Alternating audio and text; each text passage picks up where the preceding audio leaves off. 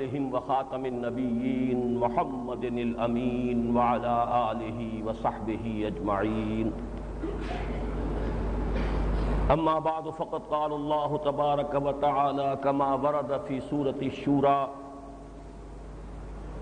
اعوذ باللہ من الشیطان الرجیم بسم اللہ الرحمن الرحیم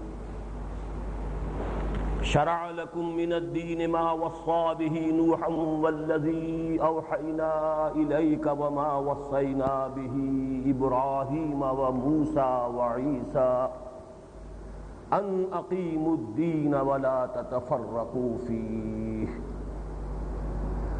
وقال عز وجل كما ورد في سورة الأنبياء ان هذه امتكم امة واحدة وانا ربكم فاعبدون. وقال جل وعلا كما ورد في سورة المائدة لكل جعلنا منكم شرعة ومنهاجا. وقال جل وعلا كما ورد في سورة آل عمران واعتصموا بحبل الله جميعا ولا تفرقوا إلى قوله تعالى ولتكن منكم أمة يدعون إلى الخير ويأمرون بالمعروف وينهون عن المنكر وأولئك هم المفلحون. صدق الله العظيم. رب اشرح لي صدري ويسر لي أمري واحلل عقدة من لساني يفقهوا قولي. اللهم ربنا ألهمنا رشدنا وأعذنا من شرور أنفسنا. اللهم أرنا الحق حقا وارزقنا اتباعه وأرنا الباطل باطلا وارزقنا اجتنابه. اللهم وفقنا لما تحب وترضى. اللهم اجعل هذه البلاد بلاد باكستان آمنة ووفقنا أن نقيم نظام الخلافة على منهاج النبوة فيها. ربنا أمطر مطرا مباركا حوالينا ولا علينا آمين يا رب العالمين. حضرات، آج میں ایک بہت اہم موضوع پر لیکن کسی نظری سطح پر نہیں بلکہ عملی پہلو سے گفتگو کرنا چاہتا ہوں. اتحاد امت کا واعظ کہنا بہت آسان ہے.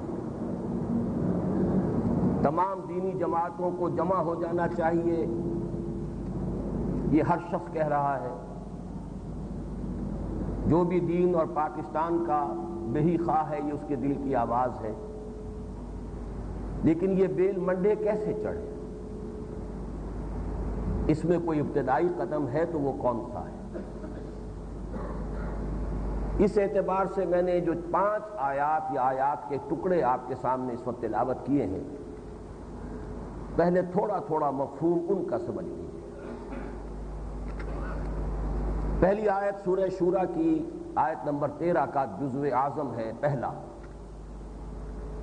شرع لکم من الدین، اے مسلمانوں تمہارے لیے بھی ہم نے از قسم دین یا در بارہ دین، یہ دونوں الفاظ اچھی طرح نوٹ کیجئے، 2 ترجمے ہو سکتے ہیں. وہی مقرر کیا ہے جس کی کہ ہم نے وحی کی تھی نوح کو، اور جس کی وحی کی ہے ہم نے اے محمد آپ کی جانب، اور جس کی وصیت کی تھی ہم نے ابراہیم کو اور موسیٰ کو اور عیسیٰ کو کہ قائم کرو دین کو اور اس کے بارے میں ٹکڑے ٹکڑے مت ہو جاؤ. بڑی اہم آیت ہے، قرآن مجید کی اہم ترین آیات میں سے. اس پر چونکہ آج مجھے بہت طویل مضمون کور کرنا ہے، میں زیادہ وقت صرف نہیں کر سکتا. کچھ ہی عرصہ قبل میں نے اسی جگہ اہل تشیع کی خدمت میں کچھ گزارشات جب پیش کی تھیں تو میں اس پر تفصیل سے گفتگو کر چکا ہوں. وہ میثاق میں بھی شائع ہو چکی میری تقریر، ایک کتابچے کی شکل میں بھی شائع ہو چکی. اس وقت صرف حوالہ دینا ہے. شرع لکم من الدین کے 2 ترجمے ہیں. تمہارے لیے بھی دین وہی مقرر کیا ہے جو نوح کا تھا، ابراہیم کا تھا، موسیٰ کا تھا، عیسیٰ کا تھا. گویا کہ دین ایک ہے۔ دوسرا ترجمہ یہ کہ دین کے بارے میں وہی بات فرض کی ہے تم پر بھی جو نوح پر اور ابراہیم پر اور موسیٰ پر اور عیسیٰ پر تھی، یعنی اقیم الدین، دین کو قائم کرو۔ تو یہ دونوں ترجمے مفہوم کے اعتبار سے ایک ہی بن جائیں گے۔ سارا زور ہے اقیم الدین، دین کو قائم کرو۔ ولا تتفرقوا فیہ، یہاں اصل میں اکثر لوگوں نے فیہ کا حق ادا نہیں کیا ہے اور سمجھا ہے کہ شاید یہ بھی جیسے دوسرے مقامات پر ولا تتفرقوا ولا تفرقوا، فرقہ فرقہ مت بنو، گروہوں میں مت تقسیم ہو جاؤ، اسی طرح کی یہ ایک ہدایت اور بھی ہے۔ یہاں فیہ کا اضافہ ہے، دین میں تفرقہ نہ ہو۔ اس کے کیا معنی ہے؟ دین ایک ہے اور دین نام ہے صرف اس کا کہ حاکم مطلق اللہ، اس کا نمائندہ اس کا رسول، خلاص دین اسی میں ہے۔ کل دستور اسلامی ریاست کا اس میں ہے۔ سروری زیبا فقط اس ذات بے ہمتا کو ہے، حکمراں ہے ایک وہی باقی بتان آزری، اور بمصطفیٰ برسا خویش را کے دی ہم اوست اگر بہو نہ رسیدی تمام بولا پیش۔ لا الہ الا اللہ محمد رسول اللہ، دین یہی ہے۔ آپ سے پہلے موسیٰ رسول اللہ تھے، آپ سے پہلے ابراہیم نبی اللہ تھے، یہ نبی کے نام بدلتے جائیں گے، کلمہ یہی ہے۔ تو دین ایک ہے، دین کے ٹکڑے نہ کرو۔ اس کے کیا معنی ہے؟ دین ایک آرگینک ہول ہے، ایک اکائی ہے، ایک وحدت ہے، حیاتیاتی وحدت ہے۔ اس کے حصے بکھرے مت کرو۔ یہ حصہ تو اللہ کے تابع، یہ حصہ ہماری مرضی کے تابع، یہ حصہ ہمارے رواج کے تابع، یہ حصہ زمانے کے تقاضوں کے تابع۔ یہ تو دین ٹکڑے ٹکڑے ہو گیا۔ اڑائے کچھ ورق لالے نے، کچھ نرگس نے، کچھ گل نے، چمن میں ہر طرف بکھری ہوئی ہے داستان میری۔ یہ دین کے ٹکڑے ہو گئے۔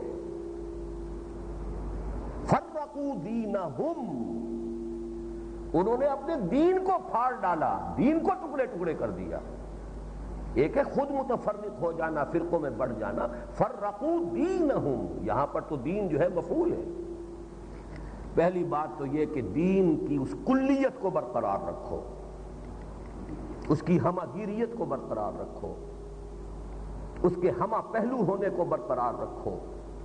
اس میں تفرقہ نہ ہو، اس میں ٹکڑے نہ ہو، اس میں حصے بکرے نہ ہو کہ اللہ کو کچھ دو اور باقی کسی کچھ اور کو دے دو، کہ جو خدا کا ہے خدا کو دو اور جو قیصر کا ہے وہ قیصر کو دو۔ یہ دین کا تفرقہ ہو گیا۔ دوسری بات یہ کہ اقامت دین کے اندر تفرقہ نہ ہو۔ فیہ میں ضمیر مجرور جو ہے یا دین کی طرف جائے گی یا اقامت دین کی طرف جائے گی۔ دین کو مت پھاڑو، اس کے کیا معنی ہے؟ شریعتیں جدا نہیں ہیں، موسیٰ کی شریعت اور محمد کی شریعت اور، شریعتیں تو جدا ہے، لیکن دین محمد کا بھی وہی ہے جو موسیٰ کا تھا صلی اللہ علیہ وسلم علیہ السلام۔ دین تو ایک ہے، حضرت آدم سے لے کر علیہ الصلوۃ والسلام حضرت محمد صلی اللہ علیہ وسلم تک دین تو ایک ہے۔ شریعتوں میں فرق ہو سکتا ہے اور ہوا ہے۔ اسی طرح دین اسلام ہے، اس کے نیچے فقہیں جدا ہو سکتی ہیں۔ یہ فقہ حنفی ہے، یہ فقہ مالکی ہے، یہ فقہ شافعی ہے، یہ فقہ حنبلی ہے، یہ فقہ جعفری ہے۔ فقہ علیحدہ ہو جائیں کوئی پرواہ نہیں، دین ایک ہے۔ اسی لیے میں دو آیتیں آپ کو اور سنا دے رہا ہوں جو میں نے سنائی ہیں۔ سورہ انبیاء میں فرمایا ان ھذہ امتکم امۃ واحدہ۔ یہ سورہ انبیاء میں بہت سے انبیاء کا تذکرہ ہوا ہے۔ قرآن مجید کی چند صورتیں ایسی ہیں کہ جن میں انبیاء کرام کے اسماء کا بڑا خوبصورت گلدستہ آیا ہے مختلف اعتبارات سے، اسی میں سے ایک یہ بھی ہے۔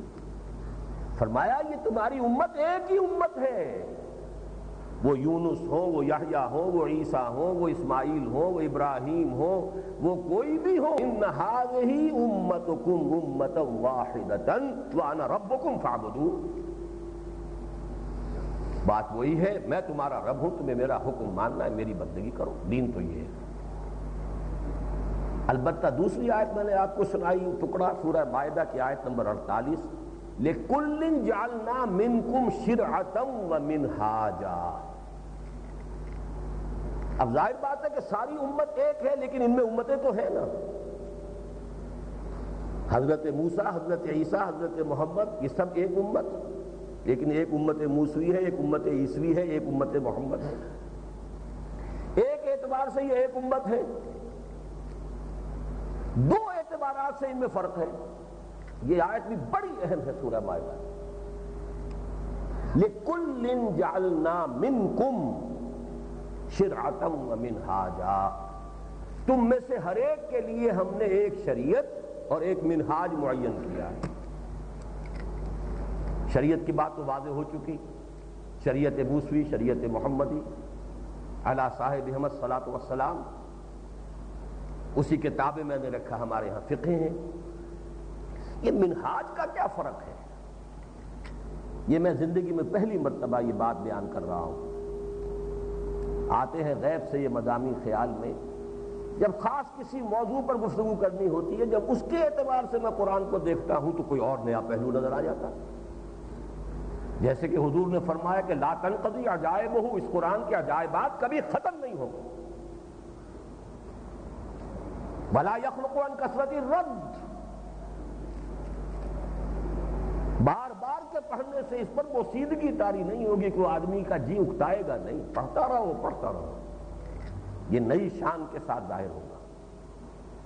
ولا یشبع منہ العلماء، اصحاب علم کبھی اس سے سیر نہیں ہو سکیں گے کہ بس پیٹ بھر گیا، کبھی نہیں، علم کی پیاس بڑھتی رہے گی۔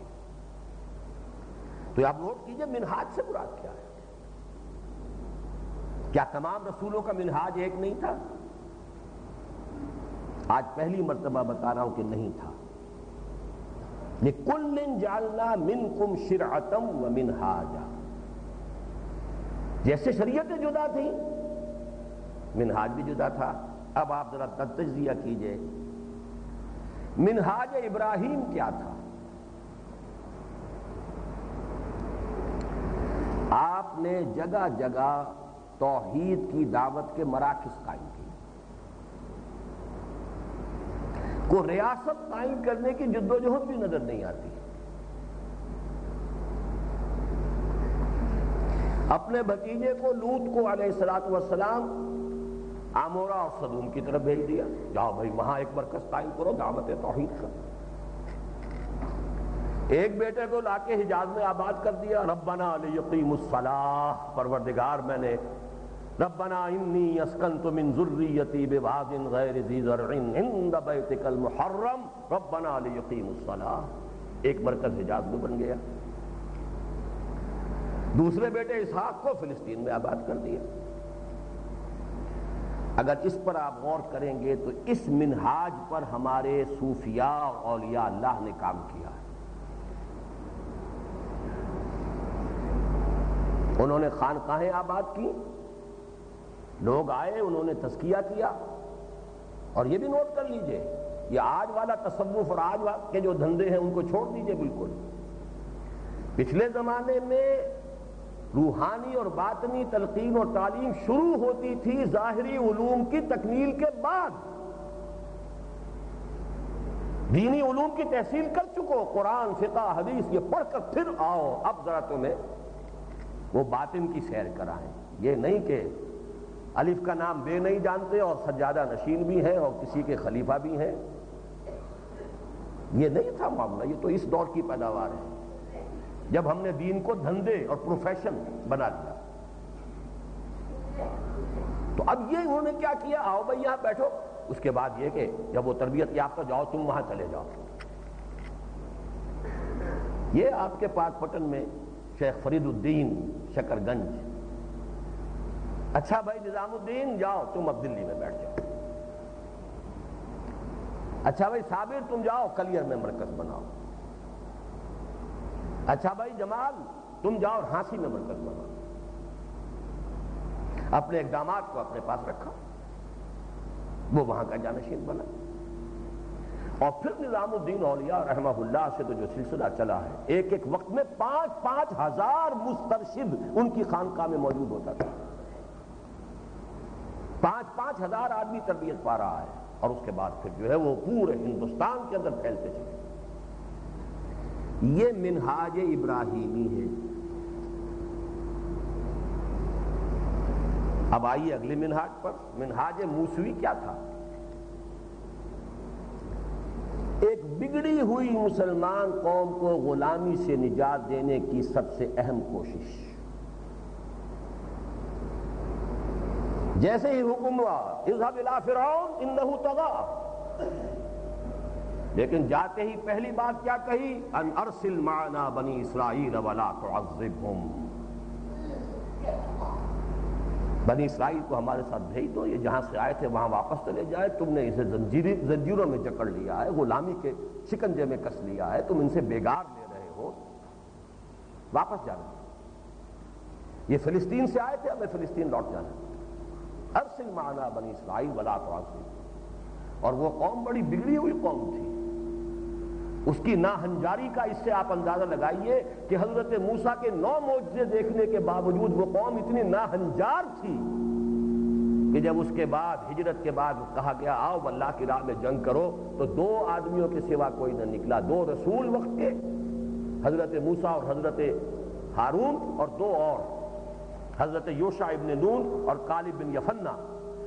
6 لاکھ کے مجمع میں سے 4 آدمی. کوئی تصور کر سکتے ناہنجاری کا کسی قوم کی؟ سارے معجزے دیکھنے کے باوجود جیسے ہی نکلے ہیں آزادی سے، غلامی سے نجات پا کر، کہا ہمارے لیے بھی کوئی بت بنا دو. چند دنوں کے لیے، 40 دنوں کے لیے موسیٰ گئے تو پیچھے بچڑے کی پرستی شروع کر دی.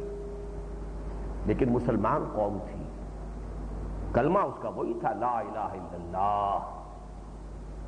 اس کی نجات کی فکر کی یا نہیں کی؟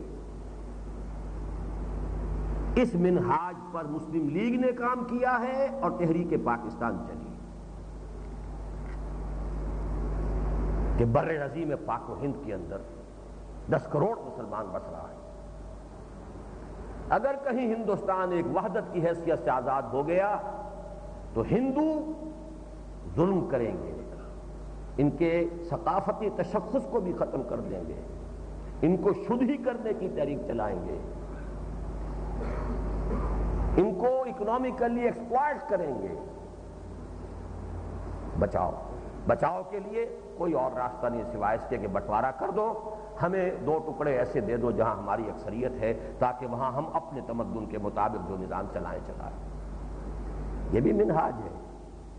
منہاج موسوی سے کتنا قریب ہے. اب آئیے منہاج عیسوی کیا ہے؟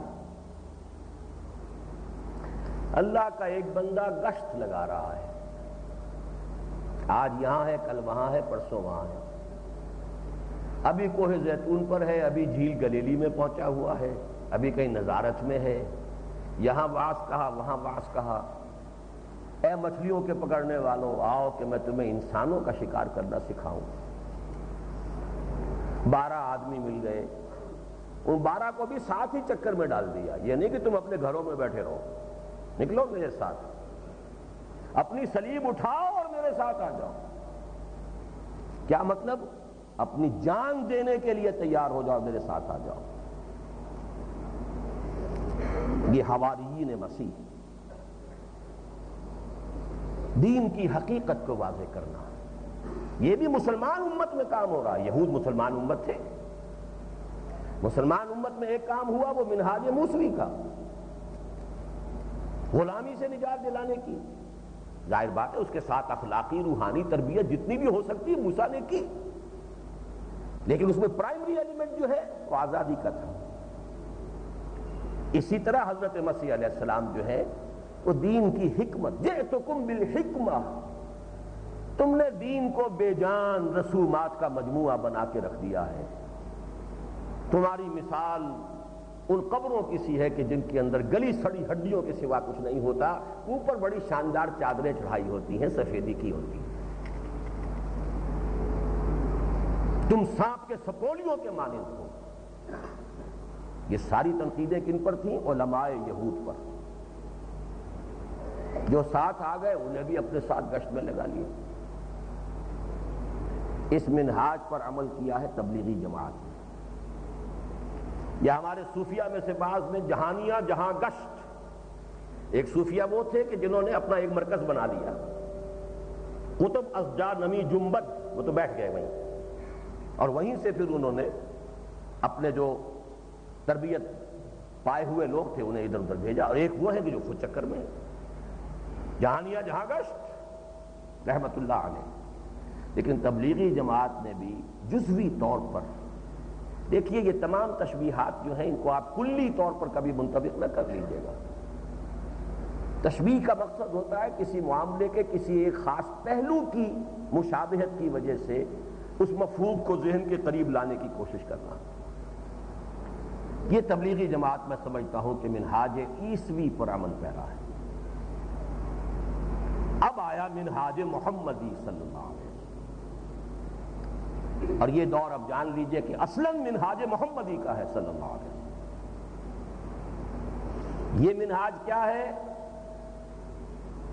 دعوت دو، جو دعوت قبول کرے انہیں منظم کرو، ان کی تربیت کرو، انہیں ایک طاقت بناؤ، اور پھر نظام باطل کے اوپر کوڑا دے کر مارو اور نظام باطل کا بھیجا نکالو۔ بل نقذف بالحق علی الباطل فیدمغه فاذا هو زاهق، ہم باطل کے اوپر حق کا کوڑا مارتے ہیں جو اس کا بھیجا نکال دیتا ہے، اور وہ تو ہے ہی زائل ہو جانے والی شے۔ یہ منہاج محمدی ہے، اس کو آپ کہہ سکتے ہیں انقلاب، نظام کا بدلنا۔ پھر عرض کروں گا معاذ اللہ ثم معاذ اللہ، زمین و آسمان کا فرق ہے، نسبت خاک را بعالم پاک، لیکن بات سمجھانے کے لیے کیا کریں؟ غالباً برنارڈ شاہ نے کہا تھا گاندھی کے بارے میں، he is a saint among politicians and a politician among saints۔ وہ اگر سیاستدانوں میں بیٹھا ہوتا ہے تو معلوم ہوتا ہے کہ یہ تو کوئی سادھو ہے، سیاستدان تو لگتا ہی نہیں۔ جب سادھوؤں میں بیٹھا ہوتا ہے معلوم یہ تو سیاستدان ہے۔ پھر میں عرض کر رہا ہوں کہ نسبت خاک را بعالم پاک، لیکن اگر میں حضور کے بارے میں کہوں he is a revolutionary amongst انبیاء and he is a nabi amongst revolutionaries۔ ریولوشنریز کو رکھیے مارکس اینجلز لینن، ریولوشنریز کو رکھیے والٹیر روسو اور بہت سے لوگ، اور ریولوشن میں آتا ہے محمد کا انقلاب صلی اللہ علیہ وسلم۔ لیکن یہ نبی ہونے کی حیثیت سے ریولوشنری ہے، فرق کیا ہو جائے؟ اور نبیوں میں ریولوشنری ایک انقلاب بدل دیا، نظام کو تبدیل کر دیا۔ مصطفیٰ اندر ہرا خلوت گزید، قوم و آئین و حکومت آفرید۔ صرف مبلغ پیدا نہیں کیے، صرف معلم پیدا نہیں کیے، صرف مربی پیدا نہیں کیے، ان سب کو مجاہد بنایا۔ مبلغ بھی بنو، مجاہد بھی بنو، مربی بھی بنو، مجاہد بھی بنو، مدرس بھی بنو، مجاہد بھی بنو۔ اور اس جہاد کا ہدف کیا ہے؟ نظام عدل اجتماعی قائم کرنا، اور اس کے لیے وقت پڑے تو جانوں کا نذرانہ پیش کرنا۔ یہ وقت میں نے آپ سے لیا ان 5 آیات، بلکہ ابھی تک تو 3 آیات ہی کی بات ہوئی ہے۔ ذرا ذہن میں آیات دہرا لیجئے۔ شرع لکم من الدین ما وصى به نوحا والذی اوحینا الیک وما وصینا به ابراہیم و موسیٰ و عیسیٰ، انہی کا منہاج میں نے بیان کیا آپ کے سامنے۔ ان اقیموا الدین ولا تتفرقوا فیہ۔ دوسری آیت ان ھذہ امتکم امۃ واحدۃ وانا ربکم فاعبدون۔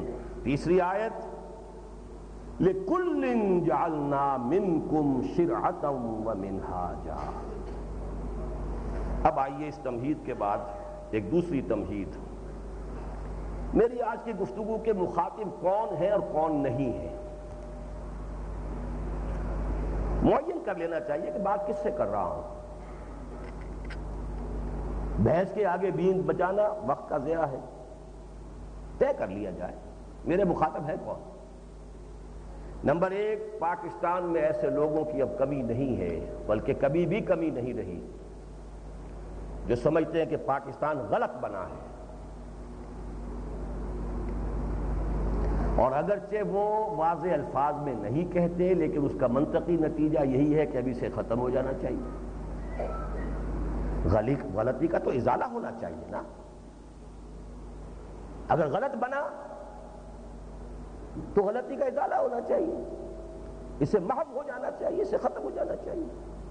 جی ایم سید نے تو پوری کتاب لکھی، اب پاکستان کو ختم کر دینا چاہیے، پوری کتاب، اور اس کی کتاب اس دور میں جو چھپی ہے اور لاکھوں کی تعداد میں چھپی۔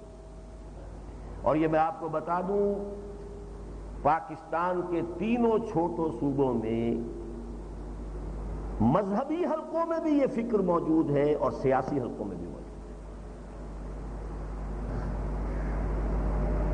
زیادہ نام لینے کی ضرورت نہیں کہ اس میں کچھ پردہ نشینوں کے بھی نام آتے ہیں، ضرورت بھی کیا ہے۔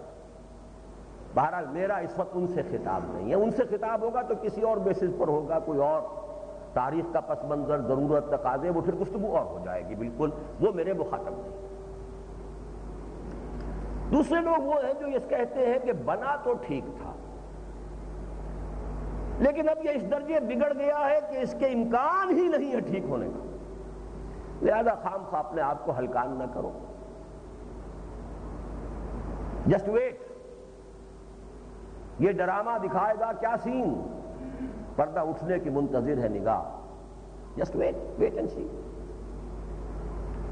اور یہ لوگ ان سے بھی کہ جو کوئی کوشش کر رہے ہیں، جو سر ٹکرا رہے ہیں، چاہے دیواروں سے سر ٹکرا رہے ہیں، ان سے کہتے ہیں لِمَ تَعِظُونَ قَوْمًا اللَّهُ مُهْلِكُهُمْ أَوْ مُعَذِّبُهُمْ عَذَابًا شَدِيدًا۔ کیا حاصل ہے تمہاری اس تبلیغ سے اور کوشش سے اور محنت سے اور جد و جہد سے اور واویلا کرنے سے اور رونے دھونے سے اور نالہ و شیون سے؟ کچھ حاصل نہیں ہے، چھوڑو، دفع کرو۔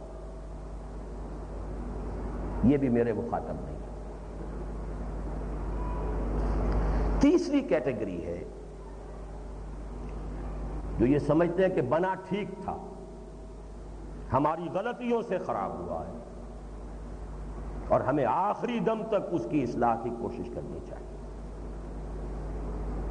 چنانچہ سورہ اعراف کی وہ جو آیت نمبر 164 کا میں نے پہلے حوالہ دیا ہے، اسی کے بعد یہ بھی ہے، اسی میں کہ جو لوگ کوشش کر رہے تھے انہوں نے کہا معذرۃ الی ربکم وَلَعَلَّهُمْ يَتَّقُونَ، ہم یہ ساری کوشش کر رہے ہیں اپنے رب کے حضور معذرت تو پیش کر سکے، پروردگار ہم تو آخر دم تک اسی کام کے لیے کوشاں رہے، ہم نے دنیا نہیں بنائی، جائیدادیں نہیں بنائی، پروفیشنز نہیں چمکائے، ہم لگے رہے اسی کام میں، نتیجہ تیرے ہاتھ تھا، اور کیا پتا بھائی یہ جاگ ہی جائیں، ہاؤ کین یو بی شور،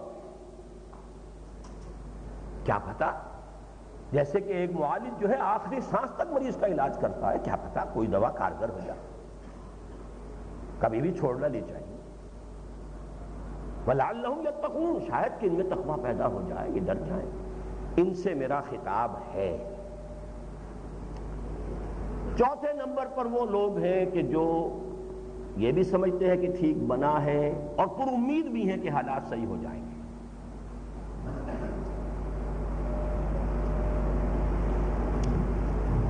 اب ان میں مختلف لوگ ہیں یہاں پر، کچھ لوگ سمجھتے ہیں کچھ خوابوں کی بنا پر، کچھ لوگ سمجھتے ہیں کہ کچھ ملنگ قسم کے لوگوں نے کچھ پیشن گوئیاں کر رکھی ہیں، کچھ لوگوں کو حضور صلی اللہ علیہ وسلم کی دی ہوئی پیشن گوئیوں کے حوالے سے، میر عرب کو آئی ٹھنڈی ہوا جہاں سے، بہرحال مختلف ہے۔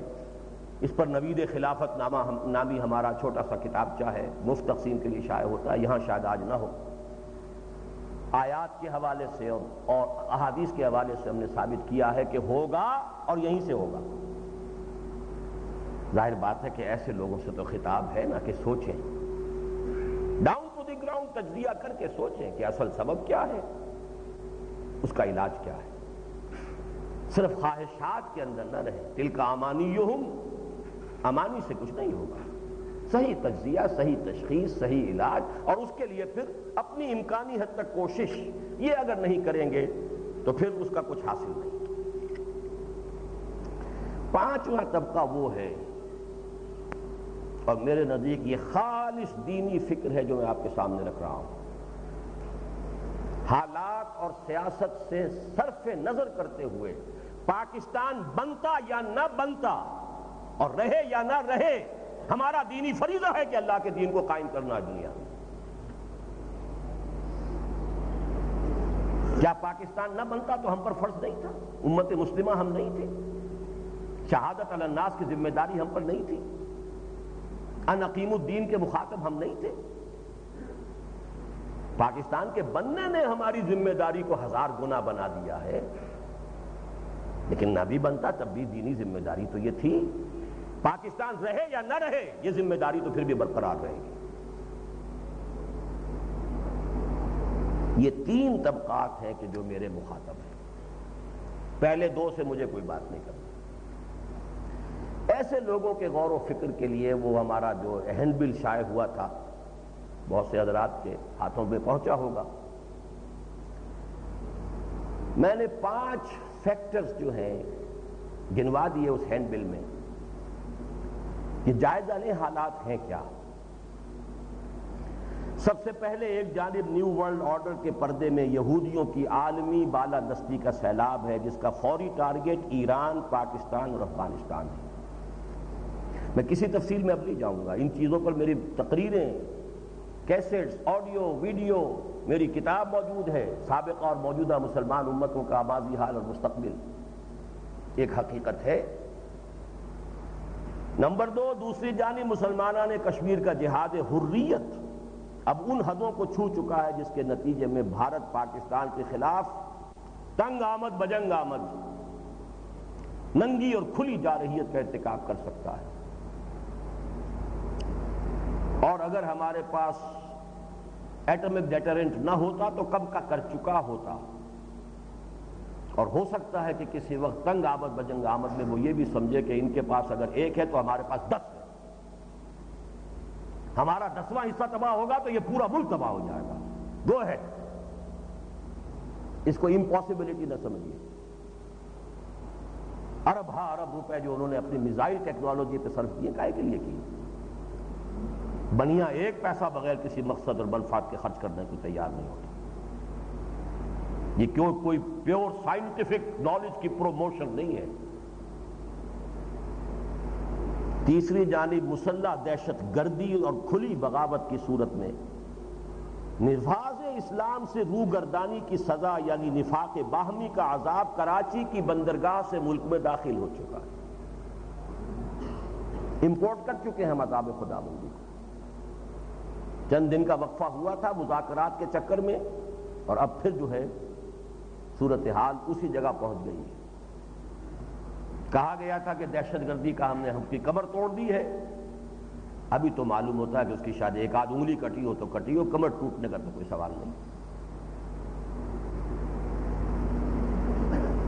چوتھی جانب معاشرتی بدامنی اور آوارگی، سیاسی خلفشار اور محاذ آرائی اور مالیاتی لوٹ کھسوٹ اور بندر بانٹ آخری حدوں کو پہنچ چکی ہے۔ اس کی بھی تفصیل میں بیان کروں تو پھر صنم بھی بولے ہری ہری، تفصیل میں جانے کا وقت نہیں ہے۔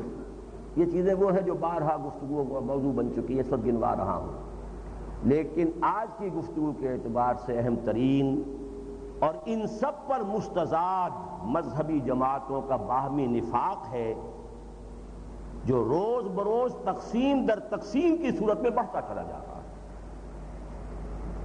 جمعیت علماء اسلام دھڑوں میں، جمعیت علماء پاکستان دھڑوں میں، اہل حدیث دھڑوں میں، جماعت اسلامی بھی اب دھڑوں میں۔ ہر نیا دور جو آ رہا ہے اس میں کوئی اور نئی تقسیم، سینے کا چاک جو ہے اس کے رفو کرنے کا 1 قدم بھی کبھی دیکھنے میں نہیں آئے گا، اسے مزید پھاڑنے کا عمل جو ہے وہ دن بدن شدت اختیار کرتا ہے۔ اب اس صورتحال کا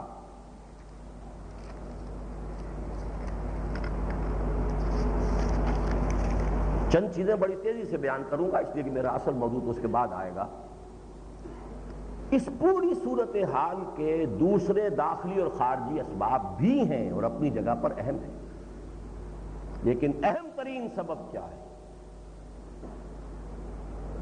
ہمارا اپنی منزل سے انحراف اور اللہ تعالیٰ کے ساتھ جو وعدہ کیا تھا پاکستان کا مطلب کیا، لا الہ الا اللہ، اس کی وعدہ خلافی۔ دوسرے اسباب بھی ہیں، مسلم لیگ کا یہ کردار رہا، فلاں کا یہ کردار رہا، یہ ہوا، ہماری بیوروکریسی کا یہ کردار رہا، آرمی کے اندر جو ہے امنگیں پیدا ہو گئیں، ہمارے ہاں کے جاگیرداروں کا ایک مزاج، یہ سب کچھ ہے۔ ہماری بیوروکریسی جو ہے وہ انگریز کی تربیت یافتہ تھی، ذہناً ثقافتاً وہ خالص مغربی تھی، نام کے مسلمان، یہ سب آپ فیکٹرز گنتے چلے جائیے، لیکن میرے نزدیک اہم ترین منزل سے انحراف، منزل تھا نفاذ اسلام کا قیام، نظام اسلام کا قیام۔ پاکستان کا مطلب کیا، لا الہ الا اللہ، وہ دین، اقیم الدین، دین تو نام ہی اس کا ہے، لا الہ الا اللہ، اس سے ہم نے انحراف کیا۔ اس میں کچھ پردہ نشینوں کے بھی نام آتے ہیں، میں دہرانا نہیں چاہتا، لیکن میں نے پچھلے سال 16 دسمبر کو جو تقریر کی تھی سقوط ڈھاکہ کے موضوع پر، اس میں نے پورا کچا چٹھا بیان کر دیا تھا کہ اس گھر کو آگ لگ گئی گھر کے چراغ سے۔ پہلے دن سے ہم نے سیکولرزم کی بنیاد قائم کی اس ملک میں، پہلے دن سے وزیر قانون بنایا ہندو کو، پہلے دن سے وزیر خارجہ بنایا قادیانی کو۔ معلوم کہ اسلام اور ایمان اور عقائد، اٹھا لو پاندان اپنا، میں باز آیا محبت سے، لہذا بعد والوں کو کیا کہیں؟ جب پہلے دن سے خشتے اول جو لحد معمار کج تا سریا میرود دیوار کج، منزل سے انحراف، اور اس کا جو دوسرا پہلو ہے، اس میں ایک خاص وعدہ اللہ سے تھا، اے اللہ ہمیں ہندو اور انگریز کی غلامی سے نجات دلا، ہم تیرے دین کا بول بالا کریں گے۔ اور اس سے اس وعدہ خلافی کی سزا کئی مرتبہ بیان کر چکا ہوں، سورہ توبہ کی آیات 75، 76، 77، دفاع۔ وَمِنْهُمْ مَنْ عَاهَدَ اللَّهَ، ان میں سے وہ لوگ بھی ہیں جنہوں نے اللہ سے ایک عہد کیا تھا، لَئِنْ آتَانَا مِنْ فَضْلِهِ، اگر اللہ ہمیں اپنے فضل سے نواز دے گا، لَنَصَّدَّقَنَّ وَلَنَكُونَنَّ مِنَ الصَّالِحِينَ، اگر غنی کر دے گا خوب صدقہ دیں گے، خوب خیرات کیا کریں گے، نیک بن جائیں گے۔ فَلَمَّا آتَاهُم مِّن فَضْلِهِ، جب اللہ نے اپنے فضل سے نواز دیا، بَخِلُوا بِهِ، اب بخل سے کام لیا، وَتَوَلَّوْا وَهُمْ مُعْرِضُونَ، پیٹھ موڑ لیے، اعراض کیا۔ فَعَاقَبَهُمْ نِفَاقًا فِي قُلُوبِهِمْ، اللہ نے سزا کے طور پر ان کے دل میں نفاق پیدا کر دیا، بِمَا أَخْلَفُوا اللَّهَ مَا وَعَدُوهُ وَبِمَا كَانُوا يَكْذِبُونَ، بسبب اس وعدہ خلافی کے جو انہوں نے اللہ کے ساتھ کیا اور جو جھوٹ بولا۔ یہ تو چند لوگوں کا معاملہ تھا یا پوری قوم کا معاملہ ہے؟ 10 کروڑ کی قوم تھی جس نے یہ وعدہ کیا تھا۔ لہذا دونوں نفاق آپ کے ہاں جو ہے، جس طرح حدیث میں آتا ہے کہ دجال کے ماتھے پر لکھا ہوگا کافر کفر، دو نفاق ہمارے ماتھے پر لکھے ہوئے، قومی ماتھا جو ہے ہمارا، قومی ماتھا، ایک نفاق باہمی، قوم قومیتوں میں تقسیم ہو گئی، لسانی قومیتیں، نسلی قومیتیں، ثقافتی دھڑے بندیاں، صوبہ پرستی، سب سے بڑھ کر سب سے بڑی پرستی صوبے کی ہے، پھر مذہبی فرقے واریت، نفاق باہمی، اور نفاق عملی، جھوٹ، وعدہ خلافی اور خیانت۔ اس ملک میں بائی اینڈ لارج جو جتنا بڑا ہے اتنا ہی بڑا جھوٹا، اتنا ہی بڑا وعدہ خلاف، اتنا ہی بڑا خائن ہے، الا ماشاء اللہ۔ استثناءات ہے تو استثناء تو یہ تو پروورب ہے کہ ایکسیپشنز پروو دی رول، اس سے تو رول جو ہے قانون ثابت ہوتا ہے، استثناء تو افراد مل جائیں گے، لیکن یہ کیا اصل ہے، یہ ہے اصل علا، اصل سبب۔ اسی طریقے سے فوری اور پیلیٹیو ٹریٹمنٹ کے بھی کچھ اقدامات ہیں، لیکن اصل علاج ایک ہے۔ فوری اور پیلیٹیو ٹریٹمنٹس میں ایک خاص شے جس کی طرف کہ ہم نے اشارہ کیا ہے وہ یہ ہے کہ پاکستان کے چھوٹے صوبے بنائے جائیں، 12 17 1 کروڑ کی آبادی کی مناسبت سے متوازن ہو جائیں، ان کو زیادہ سے زیادہ آٹونومی دی جائے، لوگ محسوس کریں کہ ہمارا معاملہ ہمارے ہاتھ میں ہے، اور اس میں لسانی اور ثقافتی عوامل کو بھی مد نظر رکھا جائے۔ یہ کلمہ کفر ہے پاکستان کے ماحول کے اعتبار سے جو میں کہہ رہا ہوں، لیکن نوٹ کر لیجئے، میں نے تو یہ بات ویسے تو میں بہت پہلے سے کہہ رہا ہوں لیکن ریکارڈ پر ہوں کہ 1991 میں تحریک خلافت کا آغاز کیا تھا تو اس میں ایک اہم نکتے کی حیثیت سے یہ بات شامل کی ہے۔ اب اس کے بعد اصغر خان صاحب کا مضمون آج ہی چھپا ہے نیوز کے اندر، وہ پڑھ لیجئے، لیکن 2 نہایت قیمتی مضامین جو آئے ہیں اس زمانے میں، ایک اس اعتبار سے بہت اہم ہے کہ جماعت اسلامی کے حلقے کا ایک پرچہ ہے انگریزی کا جریدہ، شاید یونیورسل میسج کے نام سے، ادارہ معارف اسلامیہ ہے جماعت اسلامی کا کراچی میں، اس کا وہ انگریزی جریدہ ہے۔ اس میں ایک صاحب نے مضمون لکھا ہے میرے نام لے کر تائید کرتے ہوئے کہ یہ چھوٹے صوبے نہ بنائے گئے، شارٹ پروونسز اور ایلس، اور کے بعد سوال یا نشان، ورنہ پاکستان ختم ہو جائے۔ یہ تو ہے ایک دینی اور مذہبی جماعت اور سیاسی جماعت کے ایک اعتبار سے، بہرحال وہ ترجمان ہو یا نہ ہو، بہرحال ان کے ہاں ایک اہمیت کا تو منصب انہیں حاصل ہے۔ اور ایک آپ کو ایک غیر مسلم جرنلسٹ کم پولیٹیشین مسٹر ایم پی بھنڈارا کا مضمون چھپا ہے ڈان میں، میرے نزدیک سندھ کی سچویشن کی اتنی کنسائز، اتنی ٹو دی پوائنٹ، اتنی ٹرو پکچر اور انالیسس شاید کسی نے نہیں کی، میں اپنے آپ کو بھی شامل کر رہا ہوں، حالانکہ اکثر و بیشتر چیزیں وہی ہیں جو میں آج سے 8 سال پہلے مسئلہ سندھ میں لکھ چکا ہوں، لیکن وہاں وہ تفصیل ہے، ایک پوری کتاب ہے، یہ آپ کو ایک مضمون میں وہ سارا انالیسس مل جائے گا اور خالص سیکولر نقطہ نظر سے ملے گا، وہ خالص سیکولر نقطہ نظر سے اور یونیورسل میسج کا، یہ ایک دینی ترجمان کی طرف سے۔ اب یہ تائید جو ہے اللہ کے فضل و کرم سے ہو رہی ہے، لیکن اس کو جان لیجئے کہ ہمارے نزدیک یہ کتابچہ جو ہے ہم نے شائع کیا ہے، ان میں دونوں مضامین شائع کیے ہیں، وہ یہاں آج سیل کے لیے موجود ہے، جو حضرات لینا چاہیں لیں، جو انگریزی دان ہیں ضرور پڑھیں تاکہ سمجھیں کہ آپ کے ملک میں ہو کیا رہا ہے، آپ کے مسائل ہیں کیا۔ لیکن جیسا کہ میں نے عرض کیا، یہ صرف پیلیٹیو ٹریٹمنٹ سے کہ 106 بخار تھا، آپ نے کوئی ایسپرین کی گولیاں 3-4 کھلا دی، کچھ اور دے دیا، اس سے بخار اتر گیا، اس سے مرض تو نہیں رفع ہوا نا۔ بحران جو ہے اس وقت بحرانی کیفیت سے نجات مل جاتی ہے، اسے علاج نہیں کہتے۔ کیوریٹیو ٹریٹمنٹ صرف ایک ہے، علاج اس کا وہی آب نشاط انگیز ہے ساقی۔ توبہ کرے یہ پوری قوم، اپنی منزل کی طرف رخ دوبارہ کرے، کبھی بھولی ہوئی منزل بھی یاد آتی ہے راہی کو، اور نفاذ اسلام کے اوپر یہاں پر اپنی پوری توجہات کو مرکوز کر دے۔ اور ظاہر ہے کہ اس کا زیادہ معاملہ دینی جماعتوں سے ہے۔ اب اس پر بھی میں تفصیل سے نہیں جاؤں گا، میری کتاب استحکام پاکستان اس کے لیے پوری ڈاکومنٹیشن کے ساتھ، قیام پاکستان ایک معجزہ تھا جو صرف اس لیے وجود میں آیا کہ ہم نے اللہ سے ایک عہد کیا تھا، اور سارا خلفشار اس وجہ سے کہ ہم نے وعدہ خلافی کی ہے، اور اب علاج ایک ہی ہے، اور وہ یہ ہے کہ اس وعدے کو پورا کیا جائے۔ نمبر 3، اب تک دین کے قیام و نفاذ کے اسباب بھی بہت سے ہیں نہ ہونے کے، لیکن ان میں سب سے بڑا، میری ترتیب نوٹ کر رہے ہیں، اس پوری صورتحال جو میں نے آپ کو 5 نکات میں بیان کی، اس کے بہت سے اسباب ہیں، لیکن سب سے بڑا سبب منزل سے انحراف، اللہ سے وعدہ خلافی۔ علاج کے ضمن میں پیلیٹیو ٹریٹمنٹس بھی ہیں بہت سے، وہ بھی ضروری ہیں، ورنہ بحران میں تو ویسے ہی مریض چلتا بنے گا، آپ ڈائگنوسس کرتے رہیے گا، لیکن اصل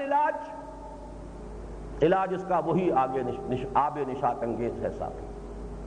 اسی طریقے سے عرض کر رہا ہوں کہ اب تک دین قائم کیوں نہیں ہو سکا، اس کے اسباب بہت سے ہیں، لیکن ان میں بھی اہم ترین اور آج کی گفتگو کے لیے جو میرا مرکزی نقطہ ہے وہ یہ ہے، دینی جماعتوں کی غلط حکمت عملی یہ سب سے بڑا سبب ہے۔ غلط حکمت عملی کیا؟ انہوں نے الیکشن کا راستہ اختیار کر کے اسے اپنا ایک پولیٹیکل سلوگن بنایا، اسلام کو ایک پولیٹیکل سلوگن بنایا۔ جب پولیٹیکل سلوگن بنا تو وہ کنٹروورشیل ایشو ہو گیا، اب وہ پارٹی ایشو ہے۔ پوری قوم کی پشت پناہی سے اسلام محروم ہو کر کچھ سیاسی جماعتوں کا پشت پناہ بن کر کھڑا ہو، یہ ہے غلط حکمت عملی۔ اور نمبر دو، اس جلتی پر تیل کا کام کیا اس نے کہ اب وہ تفریق شروع ہو گئی۔ سب سے پہلے جماعت اسلامی میدان میں کودی، چاروں شانے چت 1951 میں 40 سیٹوں کی توقع تھی پنجاب میں، ایک بھی نہیں آئی۔ اس کے بعد سوچا نورانی میاں نے کہ لازم نہیں کہ سب کو ملے ایک سا جواب، آؤ نا ہم بھی سیر کریں کوہ طور کی، ہم تو سواد اعظم کے نمائندے ہیں۔ وہ کودے، انہیں پھر بھی کچھ کامیابی ہوئی، کراچی، حیدرآباد اور بھی دوسری جگہوں پر۔ پھر جے یو آئی، تاریخی پس منظر کے حوالے سے بتا دوں کہ کچھ عرصے وہ منقار زیر پر رہے، اس لیے کہ پاکستان کے مخالف تھے، یہاں بولنے کا ابتدا میں حق تھا ہی نہیں۔ پھر ان کا کیوں نہ ہم بھی آئیں، وہ بھی آ گئے۔ اہل حدیث نے کہا ہماری بھی کچھ پاکٹس موجود ہیں، ایک دو آدمی تو ہمارے بھی پہنچ جائیں گے، اور کسی کروشل مومنٹ پر تو ایک آدمی بڑا قیمتی ہوتا ہے، ایک ووٹ سے سارا معاملہ طے ہو جاتا ہے۔ ایک موقع پر مفتی محمود صاحب کے ایک ووٹ سے ایوب خان نے دستور میں ترمیم کی تھی، اگر وہ ووٹ نہ دیتے ترمیم نہیں کر سکتا تھا ایوب خان۔ اور کہا یہ گیا کہ 10 لاکھ روپیہ لیا تھا مفتی صاحب نے، اس دور کا 10 لاکھ، ایوب خان کے دور کا 10 لاکھ آج کے 10 کروڑ سے کم نہیں ہے۔ اور مفتی صاحب نے بھی یہ کہا تھا کہ ہاں میرے مدرسے کو دیا گیا، انکار نہیں کیا تھا۔ جیسے بعد میں ایک اور زعیم نے کہا تھا کہ ہاں ہم نے سودے بازی کی ہے، کیا جملہ تھا، ہم بکے نہیں ہیں، ہم نے سودے بازی کی۔ اس چیز نے بیڑا غرق کر دیا ہے۔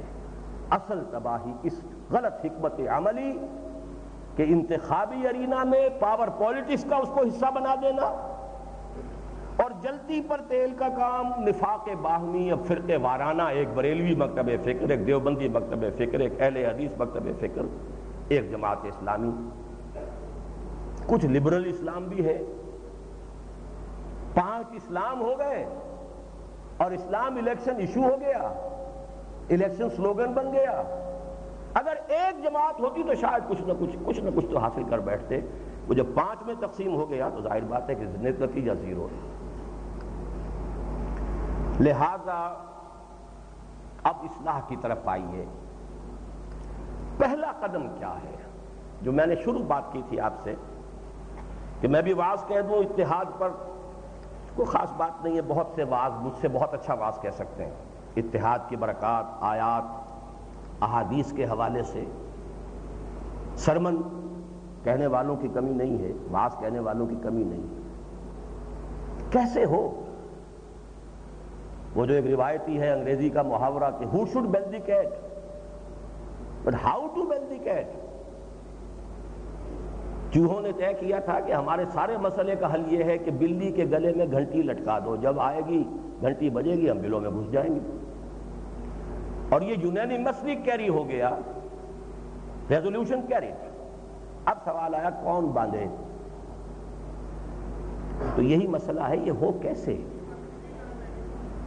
یہ ہفت خواہ کیسے طے ہو؟ اس کے لیے دیکھیے 3 چیزیں تو میں کہہ رہا ہوں کہ جو واعظ کی نوعیت کی ہیں، قدم بہ قدم۔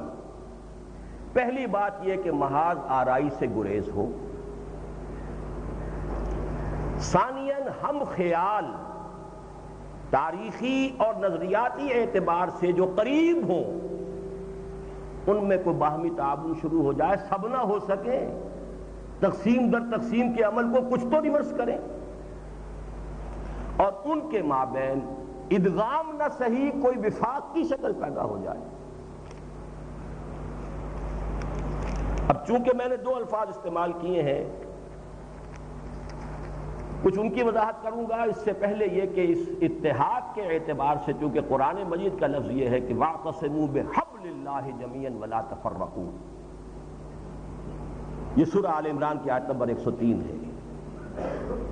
اس میں اس وقت ایک لفظ صرف بورو کر رہا ہوں اس آیت سے، اللہ کے رسے کو مضبوطی سے تھامو۔ اس رسے کی تشبیہ اپنے ذہن میں رکھیے، موٹا رسہ جو ہوتا ہے کئی لڑیوں سے بٹا ہوا ہوتا ہے، اور ہر لڑی پھر بہت سے دھاگوں سے بنی ہوتی ہے۔ یہ ایک سلسلہ تشبیہ ذہن میں رکھ لیجئے، پھر میری بات سمجھ آئے گی۔ ایک رسے کے 4 بڑے بڑے لڑیاں ان کی ہیں، اور ہر لڑی جو ہے 3 4 دھاگوں سے بٹ کر بنائی گئی ہے۔ تو اب منطقی طور پر اس میں جو ریورسل ہوگا، ہوا کیا ہے، پہلے وہ رسہ کھلا، 4 لڑیاں علیحدہ ہو گئیں، اب وہ ہر لڑی کے دھاگے علیحدہ ہونے شروع ہوئے، وہ تو 4 × 4 16 ہو گئے۔ تو عقلی اور منطقی اعتبار سے پروسیس کہاں سے شروع ہوگا؟ اوپر سے رسے کو کوشش کریں گے تو نہیں ہوگا، نیچے سے چلیے،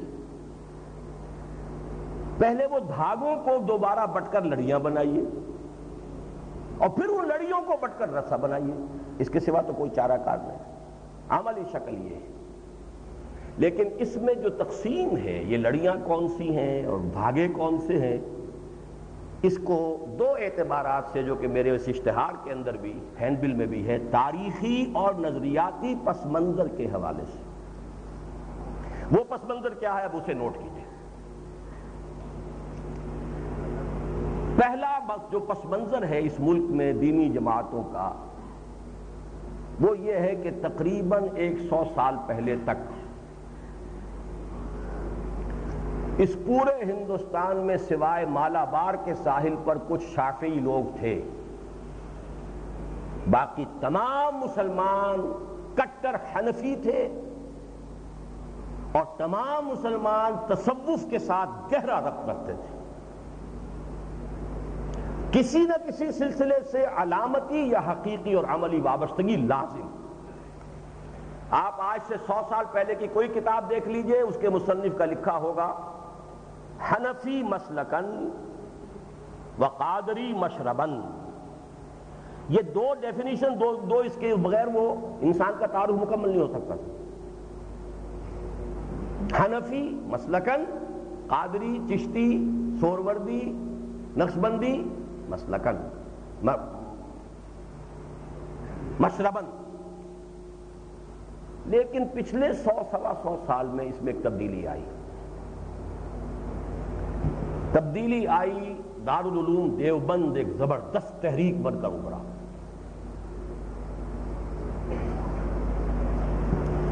اس کے کچھ بانیوں کا جوش اور خروش، جو خلوص اور اخلاص، وہ واقعہ یہ ہے کہ مثالی نتیجہ کیا نکلا کہ ان حنفی اور صوفی مزاج مسلمانوں میں ایک تقسیم ہو گئی، دیوبندی اور غیر دیوبندی۔ غیر دیوبندیوں میں فرنگی محلی بھی ہیں، اور فضل حق خیر آبادی والے مکتبہ فکر کے بھی ہیں، اور بدایونی بھی ہیں، اور نظامی بھی ہیں، اور نہ معلوم سارے کے سارے وہ سب غیر دیوبندی۔ اور دیوبند وہ اپنی جگہ پر اتنا بڑا بھاری پتھر بن گیا کہ ان سب کو بیلنس کرنے کے لیے وہ ایک پلڑے میں رکھا ہوا بھی مضبوط تھا۔ ہوتے ہوتے یہ تقسیم ہو گئی دیوبندی اور بریلوی، اس لیے کہ اس میں پھر جو بہت فعال عنصر پیدا ہوا ہے وہ مولانا احمد رضا خان بریلوی کی وجہ سے پیدا ہوا۔ یہ ہے ہمارا ایک تاریخی پس منظر مذہبی اعتبار سے۔ تیسرا یہ کہ اسی دور میں دوسرا پہلو اس اعتبار سے یہ ہے کہ اہل حدیث بھی رفتہ رفتہ محمد بن عبد الوہاب رحمہ اللہ کی تحریک نجدی، اس کے اثرات شروع تو ہو گئے تھے 200 سال پہلے سے ہی، لیکن یہ کہ اس صدی کے اندر، پچھلی صدی میں وہ رفتہ رفتہ بڑھے، اور تیل کے برآمد ہونے کے بعد وہ تو جلتی آگ کی طرح، جو پیسہ ان کو ملا وہ کسی کو مل ہی نہیں سکتا، لہذا جو ٹھاٹھ ان کے بنے ہیں وہ اپنے نیومیریکل اسٹرینتھ کے مقابلے میں کم سے کم 1000 گنا زیادہ جو ہے مؤثر ہو گئے۔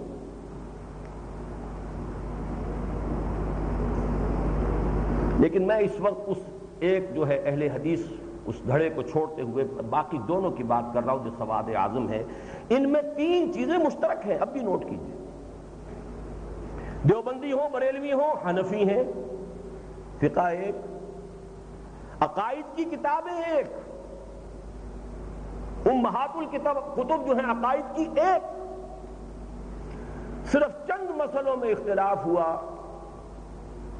آیا درود پڑھتے ہوئے کھڑے ہو جانا چاہیے سلام پڑھتے ہوئے یا نہیں،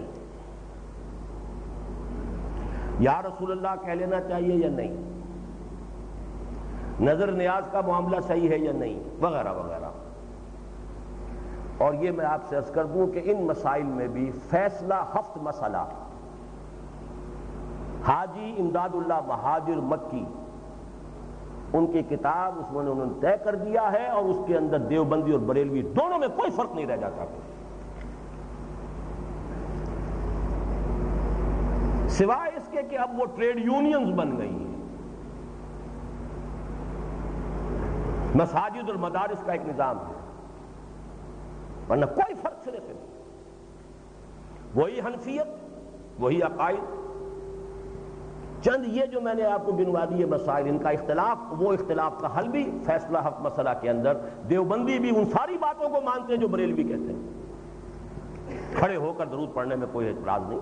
حاجی صاحب کہتے ہیں، حاجی صاحب پیر تھے ان تمام دیوبندیوں کے، مولانا اشرف علی تھانوی کے بھی مرشد وہی تھے، اور مولانا رشید احمد گنگوہی کے مرشد وہی تھے، حاجی صاحب کا تو سارا سلسلہ ہی، اور صابری سلسلے کے وہ بہت بڑے بزرگ تھے۔ اس میں یہ بھی نوٹ کر لیجئے، شخصیات کا تصادم ہوا ہے اس میں، صرف پچھلی صدی میں 2 شخصیتوں کے مابین مناظرے شروع ہوئے، شاہ اسماعیل شہید رحمت اللہ علیہ ایک طرف، اور مولانا فضل حق خیر آبادی رحمت اللہ علیہ دوسری طرف، خالص علمی قسم کے تھے، اور آج تو تذکرہ بھی کروں تو ہنسی بھی آتی ہے، غصہ بھی آتا ہے کہ ہمارے اکابر امت ان چیزوں پر جھگڑ رہے تھے۔ مسائل کیا تھے؟ اللہ جھوٹ بول سکتا ہے یا نہیں،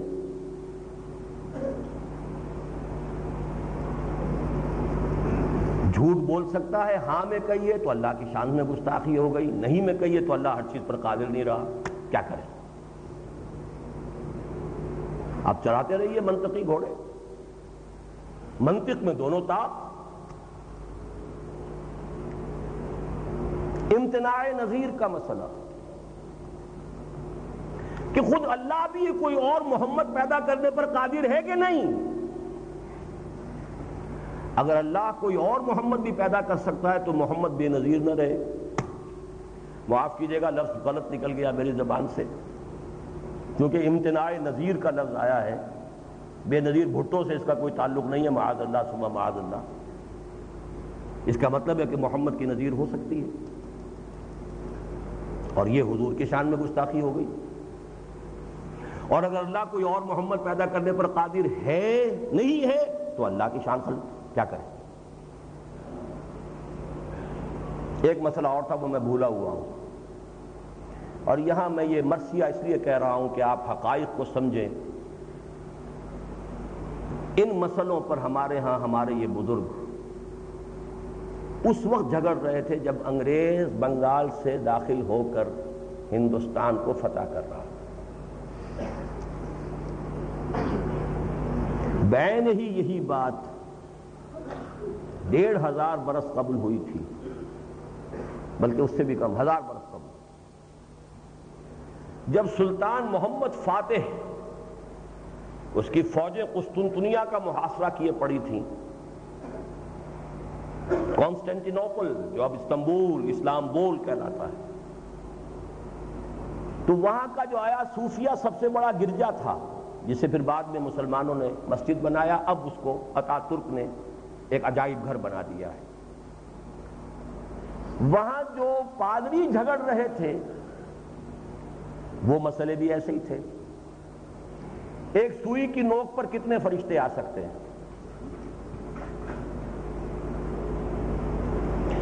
اور جو لاسٹ سپر تھا اس میں حضرت مسیح نے جو روٹی کھائی وہ خمیری تھی یا فطیری تھی؟ اور حضرت عیسیٰ کی ولادت کے بعد بھی حضرت مریم باقرہ رہ گئیں یا نہیں رہیں؟ ان مسائل پر لڑ رہے تھے وہ عیسائی مولوی، اور باہر لشکر پڑا ہوا تھا سلطان محمد فاتح کا۔ اور اس کے برعکس صورت یہاں ہوئی کہ ہمارے علماء اس بحث میں ہیں جو میں نے آپ کو بتایا، 3 مسئلے وہاں بھی تھے، 3 وہاں تھے، میں تیسرا بھول گیا ہوں۔ جبکہ انگریز داخل ہو کر فتح کرتا ہوا، مارا مار کرتا ہوا آ رہا تھا۔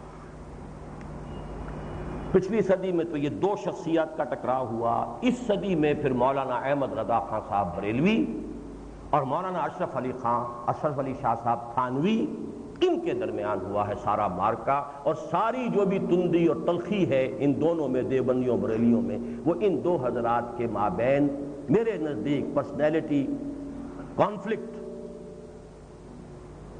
اس کے سوا اس کی کوئی حقیقت نہیں۔ اہل حدیث کے بارے میں کچھ عرض نہیں کرنا چاہتا، وہ اپنی جگہ ایک مسلک ہے، ان کے اپنا ایک فقہی مسلک ہے۔ اب آئیے سیاسی اعتبار سے پس منظر کیا ہے مذہبی جماعتوں کا۔ ایک مذہبی جماعتیں وہ تھیں کہ جو ہندوستان کو انگریزوں سے آزاد کرانے کے لیے ہندوؤں کے ساتھ اتحاد کو نہ صرف جائز بلکہ ضروری، بلکہ لازم، بلکہ فرض سمجھتے، جس سے متحدہ قومیت کا تصور ابھرا۔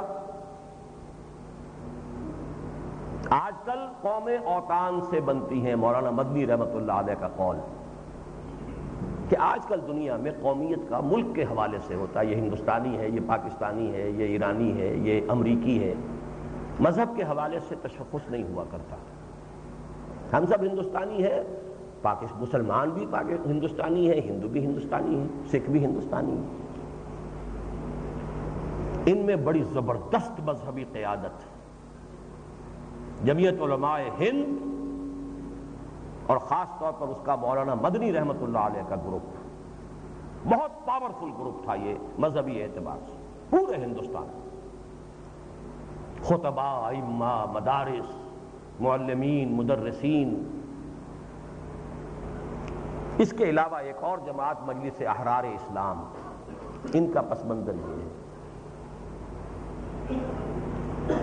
کچھ وہ تھے کہ جنہوں نے کہا نہیں، مسلمانوں کے جداگانہ تشخص کو پہلے طے کرنا چاہیے، پھر انگریز سے چھٹکارا پانا کی بات ہوگی، ورنہ یہ ہندو ہمیں دبا دے گا۔ وہی جو مسلم لیگ کا موقف تھا۔ اس حلقے نے متحدہ قومیت کی شدت کے ساتھ مخالفت کی، اور مسلمانوں کی جداگانہ قومیت اپنے مذہب کی بنیاد پر، جس کی دہائی ہمارے سلیری صاحب دیتے رہتے ہیں ہمیشہ، مسلم نیشن ہوڈ، مسلم نیشن ہوڈ، اور صحیح دیتے ہیں کہ پاکستان مسلم نیشن ہوڈ کی بنیاد پر قائم ہوا۔ اس میں ظاہر بات ہے مسلم لیگ کے ساتھ علماء میں سے ایک جماعت دیوبندی بھی آئی، وہ مولانا تھانوی کا حلقہ تھا۔ جبر احمد عثمانی رحمۃ اللہ علیہ، شبیر احمد عثمانی رحمۃ اللہ علیہ، یہ دونوں مولانا تھانوی کے حلقے کے ہیں۔ مولانا تھانوی بھی خود مسلم لیگ کے اس موقف کے مؤید تھے۔ باقی زیادہ تر بریلوی اسی طبقے میں آئے۔ تیسرا ایک مسلک اور تھا، یہ ایک اعتبار سے بین بین بھی آپ کہہ سکتے ہیں، کمپلیکس بھی کہہ سکتے ہیں اس کو۔ ایک حلقے نے جداگانہ قومیت کا تو پرزور اس بات کیا، متحدہ قومیت کی زبردست نفی کی، اس اعتبار سے گویا کہ تحریک مسلم لیگ کی تائید کی اور اس کی تقویت کا ذریعہ بنے۔ لیکن مسلم لیگ سے اپنا راستہ اس لیے جدا کر لیا کہ خالص قومی تحریک اور قومی جد و جہد سے اسلام قائم نہیں ہو سکتا، ہماری منزل اسلام قائم کرنا ہے، ورنہ اور بے شمار لوگ مسلمان آزاد ہیں، ملک ہے، مسلمان ہیں، بس نظام تو اسلام کا نہیں ہے، ایسا ہی کوئی اور مسلمان ملک بن جائے تو کیا مسئلہ حل ہو جائے؟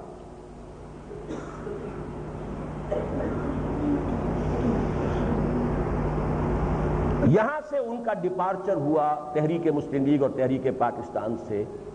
ابتدا میں یہ صرف اختلاف تھا، اور عام طور پر جیسا کہ ہوتا ہے رفتہ رفتہ اس میں مخالفت کا رنگ بھی پیدا ہو جاتا ہے۔ یہ تھے مولانا مودودی۔ جماعت اسلامی کے لوگ جب ثابت کرنے آتے ہیں تحریک پاکستان میں بڑا حصہ ہے مولانا مودودی کا، صحیح کہتے ہیں وہ کہ متحدہ قومیت کے خلاف اور مسلمانوں کی جداگانہ قومیت کے اس بات میں انہوں نے زبردست علمی جہاد کیا، قلمی جہاد کیا۔ علامہ اقبال کے اس معاملے میں سب سے بڑے شارح مولانا مودودی، لیکن یہ کہ مسلم لیگ سے اختلاف کیا، قائد اعظم سے اختلاف کیا، اور اگر کہیں کسی کو مل جائیں پاکستان بننے کے بعد جو پہلے 3 پرچے شائع ہوئے تھے ترجمان القرآن کے مولانا مودودی کے اپنے اداریے جو اس میں لکھے ہوئے ہیں، اتنی زبردست چارج شیٹ انہوں نے قائد اعظم پر لگائی تھی، انہیں مجرم گردانا تھا، صرف یہ احتیاط کی تھی کہ قائد اعظم کی بجائے قیادت عظمیٰ کا لفظ استعمال کیا تھا، جنرلائز کر دیا تھا۔ یہ قیادت عظمیٰ اس قابل ہے کہ مجرموں کے کٹہرے میں کھڑا کیا جائے۔ اگر انہیں اندازہ نہیں تھا کہ یہ کچھ ہونے والا ہے پارٹیشن پر تو کودن تھے، بے وقوف تھے، احمق تھے، جاہل تھے، اور اگر اندازہ تھا اور پھر یہ سب کچھ کیا تو قاتل ہے۔ یہ تو یہ کہ اب چونکہ چیزیں نکل جاتی ہیں لوگوں کے ذہنوں سے، وہ 3 ابتدائی شمارے کوئی پڑھے، لیکن میں پھر عرض کر رہا ہوں کہ پاکستان کے قیام میں ایک دور میں مولانا مودودی کی قلمی کاوشیں اس کی تائید میں رہی ہیں، جب تک کہ انہوں نے علیحدہ جماعت اسلامی نہیں بنا لی۔ اب آئیے جوڑ کا عمل کیسے ہو۔ تاریخی پس منظر، نظریاتی پس منظر، اس کا فرق و تفاوت آپ کے سامنے آ گیا۔ دیوبندی علماء اس وقت اس کے جو سیاسی عناصر ہیں اس کا ایک جنرک نیم ہے جمعیت العلماء اسلام۔ آگے دھڑے ہیں فضل الرحمان گروپ، سمیع الحق گروپ، ایک زمانے میں حقیقی بھی بنی تھی جمعیت العلماء اسلام حقیقی، جیسے یہ ایم کیو میں حقیقی ہے ایسے ایک حقیقی بھی بنی تھی۔ یہ 3 دھاگے کہاں کے ہیں؟ ایک لڑی 3 میں بٹ گئی۔ جمعیت العلماء اسلام جو کہ مولانا مدنی رحمت اللہ علیہ کے مسلک کے قائلین ہیں، بارہا ایسا ہوا ہے، ان کے زعماء میں سے کسی نے کبھی یہ کہا کہ پاکستان بنانے کے گناہ میں ہم شامل نہیں تھے، کھلم کھلا الفاظ میں برات صاحب، پاکستان بنانے کے گناہ میں ہم شامل نہیں تھے۔ یہ وہ مکتب فکر ہے، جوڑتے جائیے، سیاسی مکتب فکر، مذہبی مکتب فکر۔ ان کا یہ ہے کہ یہ دونوں دھڑے جو ہیں، پھر یہ کہ بریلوی مکتب فکر کے علماء کا جنرک نیم ہے، یہ جنرک نیم سمجھتے ہیں نا، ایک زمانے میں بھٹو کے دور میں دوائیوں کے جنرک نیم رکھے گئے تھے، ایک ہوتے ہیں ٹریڈ مارکس کے نام اور ایک جنرک، تو جنرک نیم جمعیت علماء اسلام، اس کے دھڑے فضل الرحمان گروپ، سمیع الحق گروپ، حقیقی، غیر حقیقی، اور بھی کچھ ہوں گے۔ بریلوی مکتب فکر کے علماء کی تنظیم، جنرک نیم جمعیت علماء پاکستان، اس کے بھی 2 دھڑے تو نمایاں ہیں ہی، مولانا نورانی گروپ اور مولانا عبدالستار نیازی گروپ، اور بھی کہیں جمعیت المشائخ کے عنوان سے، کہیں کسی اور حوالے سے مختلف چیزیں بنتی رہتی ہیں۔ کبھی حنیف طیب صاحب نے بھی کوئی اپنا گروپ تھوڑا سا بنایا تھا۔ اب ان سے میں عرض کروں گا، گزارش کروں گا کہ بھائی اس بہت بڑے امت کے اتحاد سے پہلے خدا کے لیے ان دھاگوں کو تو بٹ لو۔ جمعیت علماء اسلام تو ایک ہو جائے،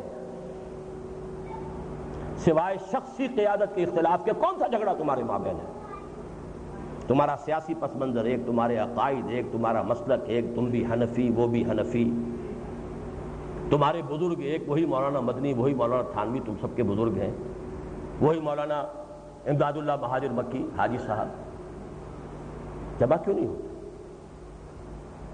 اسی طرح علماء پاکستان سے گزارش، خدا کے لیے ان 3 دھاگوں کو جوڑ کر ایک بڑی جڑی بڑھاؤ، ایک لڑی بڑھاؤ۔ اس میں بھی ظاہر بات ہے کیا اختلاف ہے؟ وہ تو دیوبندی ہیں، آپ تو بریلوی ہیں۔ اور پھر یہ کہ چونکہ یہ دونوں تصوف کے قائل بھی ہیں،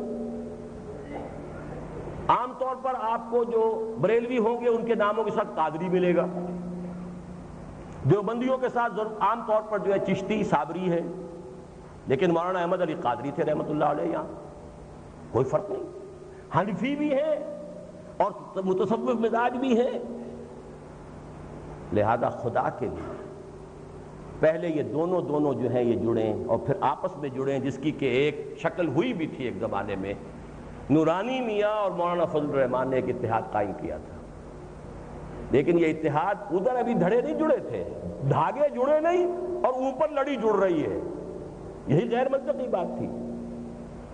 اتحاد کرنا تو پہلے ان دھاگوں کو تو بٹ لو، جمعیت علماء اسلام کے دھڑے تو پہلے ایک ہو جائیں اور جمعیت علماء پاکستان کے دھڑے تو ایک ہو جائیں، پھر اس کو آگے بھی بٹا جا سکتا ہے۔ اس میں قطعاً کوئی مسئلہ ہے ہی نہیں، حنفی وہ، حنفی تم، وہی تصوف کا مسلک تمہارا، تصوف کا مسلک ان کا، وہی تمہارا نصاب سارا، جو بھی دارالعلوم دیوبندی ہو بریلوی ہو، ایک ہی نصاب، کوئی فرق نہیں۔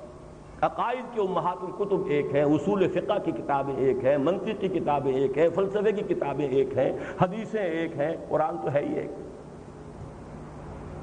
ہاں ثالث و ثلاثہ جو اہل حدیث حضرات ہیں ان کا معاملہ یہ ہے کہ بہرحال ان کا ان کے ساتھ جوڑ نہیں ملتا، اس لیے کہ وہ ایک فقہی مسلک کے طور پر بالکل ایک علیحدہ ان کی ایک حیثیت ہے، لیکن ان کے بھی بہت سے دھڑے ہیں۔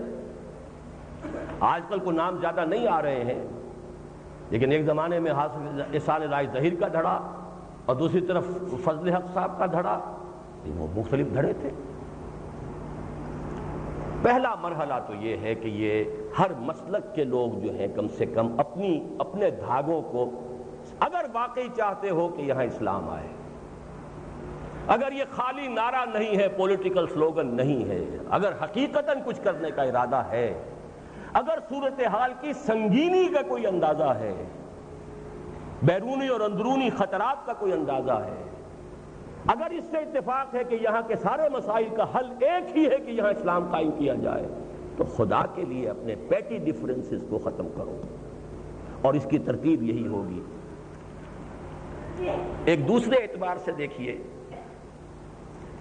دیوبندی حلقے سے ایک زبردست تبلیغی تحریک اٹھی، تبلیغی جماعت،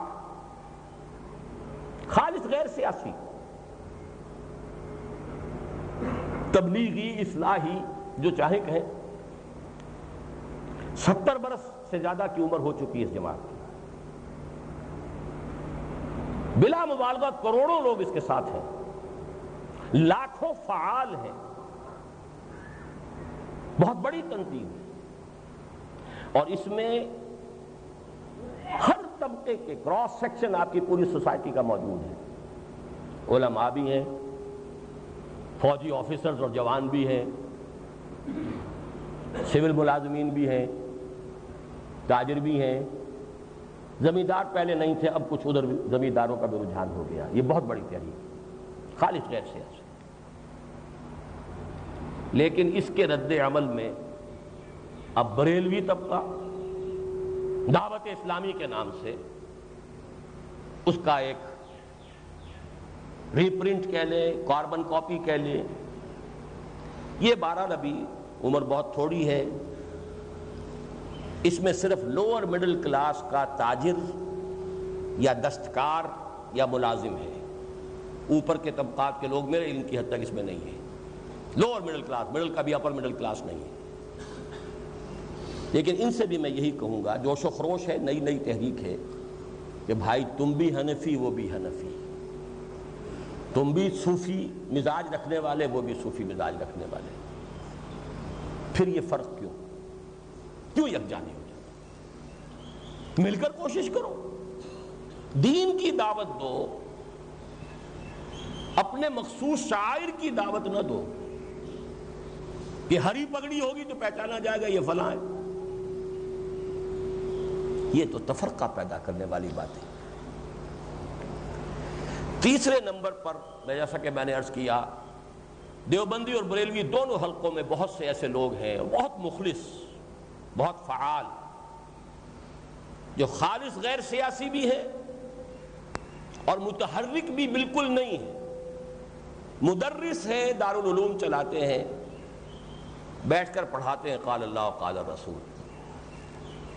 ان کی بات بھی وہی ہے، ایک ہی نصاب پڑھا رہے ہو بھائی، وہی کتابیں تم پڑھا رہے ہو، وہی وہ پڑھا رہے ہو. پورا نصاب اول سے لے کے آخر تک وہ درس نظامی، بالکل ان کے مابین کوئی فرق ہے ہی نہیں. پھر یہ صرف علامتی اختلاف اور اس کی وجہ سے تفرقے. پھر میں عرض کروں گا، میں بار بار نہیں دہرانا چاہتا، اگر سنگینی وقت کا انداز کوئی ہے کہ حالات کدھر جا رہے ہیں، اگر تو صورت وہی ہے کہ انگریز آ رہا تھا اور ہم جھگڑ رہے تھے، نتیجہ یہ ہوا کہ 1000 سالہ حکومت ہماری ختم ہوئی. انگریز آیا اور انگریز گیا تو ملک کا اتنا بڑا حصہ وہ ہندو کے رحم و کرم پر ہو گیا. اگر معاملہ وہی ہے کہ جو سلطان محمد فاتح کے وقت قسطنطنیہ کا تھا تو پھر تو ٹھیک ہے، پھر وہی حشر ہوگا، ہونا ہے. لیکن اگر سنگینی کا احساس ہے، اگر یہ یقین ہے کہ اس کا حل وہی ہے کہ اسلام نافذ کیا جائے، تو خدا کے لیے ان صرف سطحی اور شخصی اختلافات کو دفن کرو اور اس لڑیوں کو بٹنے کی کوشش کرو.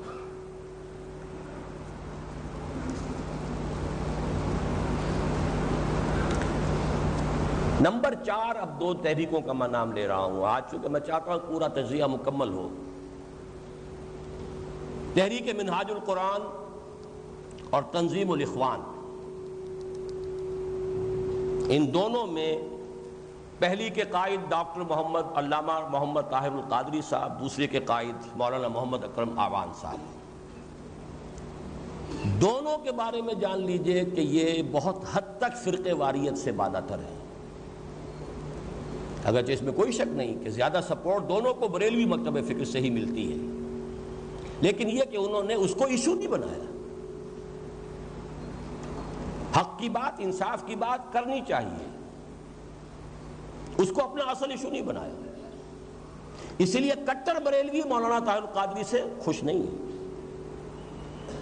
کٹر دیوبندی بھی مولانا اکرم آوان صاحب سے خوش نہیں ہے، اس لیے کہ انہوں نے اس تقسیم کو کسی درجے میں بھی اپنایا نہیں. دوسرے یہ کہ اس میں بھی کراس سیکشن جو ہے پوری سوسائٹی کا موجود ہے. سول اینڈ ملٹری بیوروکریسی، وکلاء، ٹیچرز، پروفیسرز، تاجر، دونوں میں ہے. تیسری قدر مشترک جو ان کے اندر ہے، جو مجھ سے مزاجی بعد کی بنیاد ہے، وہ یہ ہے کہ ان دونوں کے ہاں خوابوں کا اور روحانیات کا تذکرہ جو ہے وہ اتنا آؤٹ آف پروپورشن ہے کہ مجھے حضور اور صحابہ اور تابعین اور تبع تابعین میں نظر نہیں آتا. میں یہ نہیں کہہ سکتا خواب جھوٹے ہیں کہ سچے ہیں، یہ تو اللہ جانے، اور خواب دیکھا بھی ہے کہ نہیں دیکھا یہ بھی اللہ جانے. خواب میں جسے دیکھا ہے وہ کون تھا، وہ فرشتہ تھا یا کوئی شیطان تھا، وہ بھی اللہ جانے. لیکن یہ کہ دونوں کے ہاں، ایک کے ہاں تو دعویٰ یہ ہے کہ براہ راست حضور کے ہاتھ پر بیعت کروا دیں گے، آ جاؤ ہمارے پاس، درمیان میں واسطے کا سوال ہی نہیں. اور کشف قبور سکھا دیں گے کہ قبر پر کھڑے ہو کر بتا دو گے کہ یہاں پر یہ عذاب ہو رہا ہے یا کوئی ثواب مل رہا ہے. کوئی تذکرہ اس کا مجھے نہ دور رسالت میں ملتا ہے، میرا علم بہت محدود ہے، نہ دور تابعین میں، نہ صحابہ میں، نہ تبع تابعین. حضور صلی اللہ علیہ وسلم کا جسد مبارک ابھی رکھا تھا، ابھی تو زیر زمین نہیں گیا تھا، اور خلافت کا مسئلہ اٹھ کھڑا ہوا تھا. کسی نے نہیں کہا کہ میں مراقبہ کر کے حضور سے پوچھ لیتا ہوں، سارے جھگڑے طے ہو جاتے. اور چلیے وہ تو جلدی طے ہو گیا، یہ جو 1,00,000 مسلمان ایک دوسرے کی تلواروں سے قتل ہوئے، حضرت علی تو مراقبہ نہیں کر سکتے تھے، نہ حضرت عائشہ کر سکتی تھی، نہ حضرت زبیر کر سکتے تھے، نہ حضرت طلحہ کر سکتے تھے کہ حضور کی روح سے براہ راست پوچھ لیں۔ بہرحال یہ چیزیں میرے مزاج سے بہت رکھتی ہیں۔ اسی طریقے سے کسی کو براہ راست دربار نبوی تک اس کی رسائی ہے تو کسی کی جو بارگاہ گیلانی ہے وہاں سے وہ حکم نامے اور اپنے اپوائنٹمنٹس اور اپنے ساری چیزیں لے کر آتے ہیں، اور حضور صلی اللہ علیہ وسلم کے لیے بھی ہوائی ٹکٹ کا اہتمام کرتے ہیں۔ اب یہ سارے جو معاملات ہیں، میں صرف یہ کہہ رہا ہوں، میں نہیں کہتا کہ وہ جھوٹے ہیں، میں یہ نہیں کہتا کہ جو کچھ انہوں نے دیکھا ہے۔ مجھے بڑا پیارا واقعہ یاد آیا کہ حضرت مسیح علیہ السلام کے عین نگاہوں کے سامنے ایک شخص چوری کر رہا تھا۔ انہوں نے ہاتھ پکڑا، کیا کر رہے ہو؟ چوری کر رہے ہیں؟ میں چوری تو نہیں کر رہا۔ حضرت مسیح نے فرمایا، ہاں بھائی، میری آنکھ نے مجھے دھوکہ دیا ہوگا، تم سچے ہو تو وہ سچے ہی ہوں گے۔ میری وہابیت سمجھ لیجئے کہ مجھے بہرحال سلف صالحین کے اندر یہ چیزیں نظر نہیں آتی، ورنہ واقعہ یہ ہے کہ مولانا اکرم آوان صاحب کے جو مرشد تھے مولانا اعلیٰ یار چکرالوی صاحب، ان سے 2 مرتبہ میری ملاقات ہوئی، میں بعض اعتبارات سے ان سے بہت متاثر ہوا، لیکن یہ ہے کہ اس پہلو کی وجہ سے ایک مزاجی بودھ ہے جس کا کہ میں نے آپ کے سامنے اقرار کیا ہے۔ پھر یہ کہ ہم نے ان سے کچھ قرب قائم کیا پچھلے دنوں، کیونکہ دونوں انقلاب کا نام لیتے ہیں، ایک کا سلسلہ قادری ہے اور ایک کا سلسلہ اویسیہ نقشبندیہ ہے، لیکن دونوں انقلاب کا نام لے رہے ہیں، تو ہم نے سمجھنے کی کوشش کی کہ ان کے سامنے انقلاب کا لائحہ عمل ہے کیا۔ بہرحال ہماری کم فہمی سمجھیے، سخن ناشناسی سمجھیے، ہمیں کچھ معلوم نہیں ہو سکا کہ ان کے سامنے انقلابی عمل جو ہے اس کے کیا مراحل ہیں، کس طور سے وہ انقلاب لانا چاہتے ہیں۔ اب 6 نمبر پر اب جگر تھام کے بیٹھو، میری باری آئی۔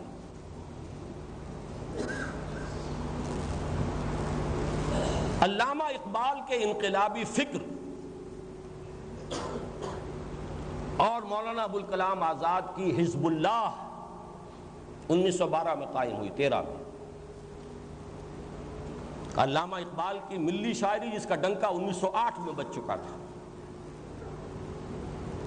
ان 2 اکابر سے فیض یاب ہو کر مولانا مودودی میدان میں آئے۔ 1941 میں انہوں نے جماعت قائم کی۔ اس سے پہلے انہوں نے اولاً جمعیت علماء ہند پر تنقید کی، متحدہ قومیت کی مخالفت میں، جیسا کہ میں عرض کر چکا ہوں، اس سے گویا کہ قومی تحریک کو تقویت پہنچی۔ پھر مسلم نیشنلزم کو بھی اسلام کے خلاف قرار دیا اور گویا کہ مسلم قومی تحریک مسلم لیگ سے علیحدگی اختیار کی۔ سن 41 میں انہوں نے ایک جماعت قائم کی، اور یہ جماعت اس وقت کی تمام جماعتوں میں اس اعتبار سے منفرد ہے، ایک شخص کی دعوت، ایک شخص کے فکر پر قائم ہونے والی جماعت ہے۔ اس کے جو اوصاف عمدہ ہیں، اعلیٰ ہیں اور آج تک بھی برقرار ہیں، وہ نوٹ کیجیے۔ نمبر 1 یہ کہ یہ فرقہ واریت سے بالکل بالا تر ہے، کوئی تعلق نہیں۔ اسی بنا پر کوئی انہیں وہابی کہہ دیتا ہے، کوئی غیر مقلد کہہ دیتا ہے، لیکن فرقہ واریت اور مسلک سے انہوں نے اپنے آپ کو بلند رکھا ہے۔ جماعت اسلامی کی دعوت کے اندر کسی مسلک یا کسی فرقے کی طرف دعوت شامل نہیں۔ اصل دین، اس کی تفہیم، دعوت دین اور اقامت دین کی جد و جہد کی دعوت، یہ اس تحریک کا بنیادی فکر تھا۔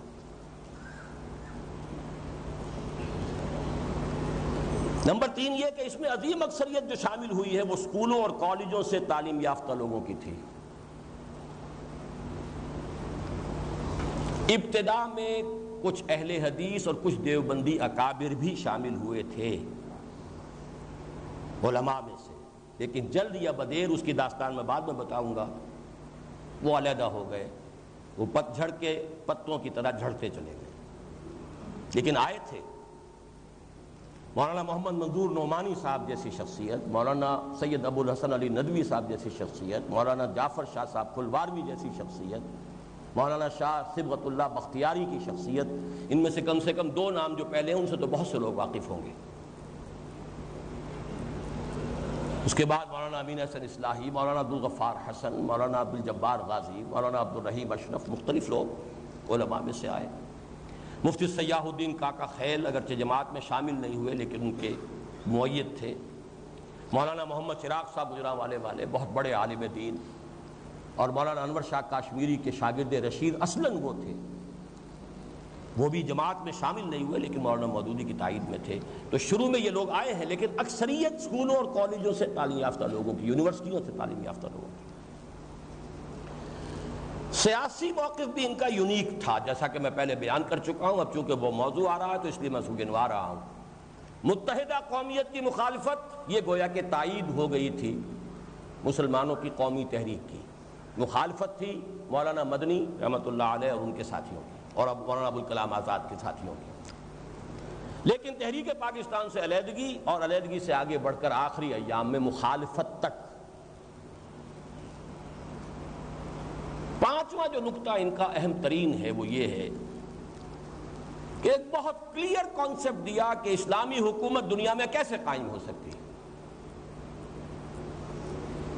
یہ مولانا مودودی کا چھوٹا سا کتابچہ ہے، اسلامی حکومت کیسے قائم ہوتی ہے۔ انگریزی میں وہ ملتا ہے پروسیس آف اسلامک ریولوشن کے نام سے، عربی میں ملتا ہے منہاج الانقلاب الاسلامی کے نام سے، یا منہج الانقلاب الاسلامی۔ لیکن یہ کہ میں آج بھی اس کتابچے کو حرف بحرف صحیح سمجھتا ہوں۔ یہ انہوں نے خطبہ بھی دیا تھا علی گڑھ یونیورسٹی کے اسٹریچی ہال میں 1940 میں، اور عجیب اتفاق یہ ہوا ہے کہ 1980 میں ٹھیک 40 برس بعد میں نے بھی وہیں جا کر ایک خطبہ دیا ہے۔ بہرحال یہ ایک جملہ معترضہ ہے۔ یہ جو ایک طریقہ کار ہے اس کے دو پوائنٹس بالکل نمایاں تھے۔ تیسرا پوائنٹ اس میں ڈیفیشنٹ تھا کہ جس کو شاید انہوں نے وقتی مصلحت کی وجہ سے واضح نہ کیا ہو، اور ہو سکتا ہے کہ ان کے اپنے ذہن میں بھی واضح نہ ہو۔ دو پوائنٹس جو واضح تھے وہ یہ تھے کہ پہلے خود مسلمان بنو، عملی مسلمان، نام کے مسلمان نہیں، حلال اور حرام پر کاربند، پابند، حرام سے مجتنب، فرائض کے پابند۔ پھر ایک مضبوط ڈسپلن والی جماعت میں شامل ہو جاؤ اور اپنے تن من دھن کو اسی دعوت کو پھیلانے میں لگا دو۔ اس پر ایک مارکت الارا ان کا مضمون تھا، اصلاح ایک صالح جماعت کی ضرورت، جس کے نتیجے میں پھر جماعت اسلامی قائم ہوئی ہے سن 41 کے اندر۔ اور یہ اصل میں سمجھ لیجئے کہ میں نے جو آیت پڑھی تھی آخری، یہ در حقیقت اس کا حوالہ ہے۔ وَلْتَكُن مِّنكُمْ أُمَّةٌ يَدْعُونَ إِلَى الْخَيْرِ وَيَأْمُرُونَ بِالْمَعْرُوفِ وَيَنْهَوْنَ عَنِ الْمُنكَرِ وَأُولَٰئِكَ هُمُ الْمُفْلِحُونَ۔ اس پر میری ایک کتاب اب موجود ہے، 3 آیات پر پوری کتاب ہے یہ، امت مسلمہ کے لیے سہ نکاتی لایہ عمل۔ پہلی آیت یا ایھا الذین آمنوا اتقوا اللہ حق تقاتہ ولا تموتن الا وانتم مسلمون، پہلے خود متقی بنو۔ دوسری آیت واعتصموا بحبل اللہ جميعا ولا تفرقوا، پھر جڑو، جمع ہو جاؤ، جماعت بناؤ۔ تیسری آیت وَلْتَكُن مِّنكُمْ أُمَّةٌ يَدْعُونَ إِلَى الْخَيْرِ وَيَأْمُرُونَ بِالْمَعْرُوفِ وَيَنْهَوْنَ عَنِ الْمُنكَرِ وَأُولَٰئِكَ هُمُ الْمُفْلِحُونَ۔ مجھے اس پورے پروسیس پر آج بھی 100% یقین ہے، سوائے اس کے کہ جب یہ فضا تیار ہو جائے تو آخری قدم کیا ہوگا، یہ ڈیفیشنٹ ہے مولانا کے اس مقالے میں۔ بہرحال میں اس وقت صرف جو 4 پوائنٹس ہیں وہ گن رہا ہوں۔ ان 5 پوائنٹس کا جو میں نتیجہ نکال رہا ہوں وہ کیا ہے کہ جماعت اسلامی کا آغاز ایک خالص اسلامی اصولی انقلابی جماعت کا تھا۔ وہ معروف معنی میں سیاسی جماعت نہیں تھی، معروف معنی میں مذہبی جماعت نہیں تھی، معروف معنی میں فرقہ واریت کی بنیاد پر قائم نہیں تھی، اصولی اسلامی انقلابی جماعت۔ لیکن بدقسمتی ہماری یا کوتاہی ان کی، پاکستان بننے کے بعد انہوں نے غلط قدم اٹھایا، انتخابی سیاست میں کود پڑے 1951 میں، اور اس کے نتیجے میں پوری تحریک کی قلب ماہیت ہو گئی، بدل کر رہ گئی تحریک۔ اور میں نے یہ سن 56 میں الفاظ لکھے تھے کہ یہ جماعت خالص اصولی اسلامی انقلابی جماعت کی بجائے ایک اسلام پسند قومی سیاسی جماعت بن گئی ہے۔ 3 الفاظ بمقابلہ 3 الفاظ: اصولی اسلامی انقلابی جماعت، اسلام پسند قومی سیاسی جماعت، زمین و آسمان کا فرق۔ اس پر میرا بیان لکھا تھا جماعت اسلامی کے ایک رکن ہونے کی حیثیت سے 1956 میں، وہ 250 صفحے کی کتاب کی شکل میں 1966 میں نے شائع کیا، آج بھی موجود ہے، حرف بحرف جوں کا تو 56 کی میری تحریک جماعت اسلامی ایک تحقیقی مطالعہ، جو پڑھنا چاہے ضرور پڑھیں۔ تھوڑا سا تذکرہ اس جماعت سے جو ایکسوڈس ہوئے ہیں 3 مراحل پر، ان کا بھی ہو جائے، کیوں ہوئے۔ پہلا 1943 میں ہو گیا 2 سال بعد، لیکن یہ خالص شخصی بنیادوں پر تھا۔ حلقہ دیوبند کے علماء کی اکثریت جو آئی تھی وہ اس رائے کی قائل ہو گئی کہ یہ کام بھی صحیح ہے، بلکہ بہت صحیح ہے، بہت بلند ہے، جس کے لیے مولانا مودودی اٹھے ہیں، لیکن مولانا مودودی کی اپنی شخصیت، ان کا اپنا تقوی اور تدین اس معیار کا نہیں ہے جو اس کام کے لیے ضروری ہے۔ نہ نظریاتی اختلاف تھا، نہ پالیسی کا اختلاف تھا، صرف شخصی اختلاف تھا۔ انہی میں مولانا منظور نعمانی گئے، انہی میں مولانا علی میاں گئے، انہی میں جعفر شاہ فلواروی گئے، انہی میں اور بے شمار لوگ جماعت کو چھوڑ گئے۔ 1/3 آف دی ہول جماعت علیحدہ ہو۔ اس کے بعد 1956-57 میں ایکسوڈس ہوا ہے، یہ جو جس کے اندر میں بھی شامل تھا، اور مولانا مودودی کے دست راست مولانا امین احسن اصلاحی بھی شامل تھے۔ یوں سمجھ لیجئے ایک چوٹی پر نام اصلاحی صاحب کا اور فرش پر نام میرا، درمیان میں درجہ بندی کرتے چلے جائیے، ہر درجے کے لوگ شامل تھے۔ یہ خالص پالیسی کا اختلاف تھا، اور وہ یہ تھا کہ ہم نے اس الیکشن میں حصہ لے کر اپنے آپ کو اوور پولیٹیسائز کر لیا ہے، ہمیں غلط رخ پر مڑ آئے ہیں، ہمیں رجوع کرنا چاہیے، لوٹنا چاہیے، اس سے پسپائی اختیار کر کے وہی علمی، فکری، ذہنی انقلاب کی طرف، عملی انقلاب کی طرف اپنی پوری توجہات کو مرکوز کر دینا چاہیے۔ اس مرحلے پر تقریباً تمام اہل حدیث علماء بھی جماعت سے نکل گئے۔ جماعت اسلامی کی مرکزی مجلس شورا کے تقریباً نصف ارکان جماعت سے علیحدہ ہو گئے۔ مولانا اصلاحی صاحب کو شورش کشمیری مرحوم لکھا کرتے تھے، کبھی تو لکھتے تھے مولانا مودودی کے اینجلز، جیسے مارکس کے ساتھ اینجلز جڑا ہوا تھا نا، اور یا کبھی لکھتے تھے کہ مولانا مودودی کے حکیم نور الدین، کہ غلام احمد قادیانی کو اصل میں جو علمی مواد سارا تھا وہ حکیم نور الدین فراہم کرتے تھے۔ تو یہ 2 نام شورش کاشماری کے دیے ہوئے ہیں مولانا اصلاحی صاحب کو، وہ بھی علیحدہ ہو گئے۔ اور انہوں نے ایک الزام ذاتی بھی لگایا مولانا پر کہ ان میں آمریت ہے، مشاورت نہیں ہے، جبکہ جماعت کا دستور جو ہے ایک جمہوری اور ایک دستوری بنیاد پر ہم نے جماعت کو قائم کیا تھا۔ تیسرا ایکسوڈس ابھی ہوا ہے 94-95 میں۔ اس میں جو علیحدہ ہونے والوں میں نمایاں ترین نام نعیم صدیقی صاحب کا ہے، اور اس اعتبار سے نہایت اہم پہلا شخص جو پنجاب میں مولانا مودودی سے متعلق ہوا ہے وہ نعیم صدیقی ہے۔ جماعت اسلامی کے قائم ہونے سے 3 سال پہلے جب علامہ اقبال کی دعوت پر مولانا مودودی آئے ہیں دارالسلام، یہ جو ادارہ تھا ضلع گرداسپور میں، وہاں آ کر علمی کام شروع کیا ہے، تو ایک نوجوان سب سے پہلے جا کے جو جڑا ہے وہ نعیم صدیقی ہے۔ یہ باقی سب بات کی پیداوار ہے، اور انہوں نے جو مرثیے کہے ہیں جماعت کی حالت زار کے، ان کا بھی جو اختلاف اب ہوا ہے اس میں پالیسی کا کم ہے،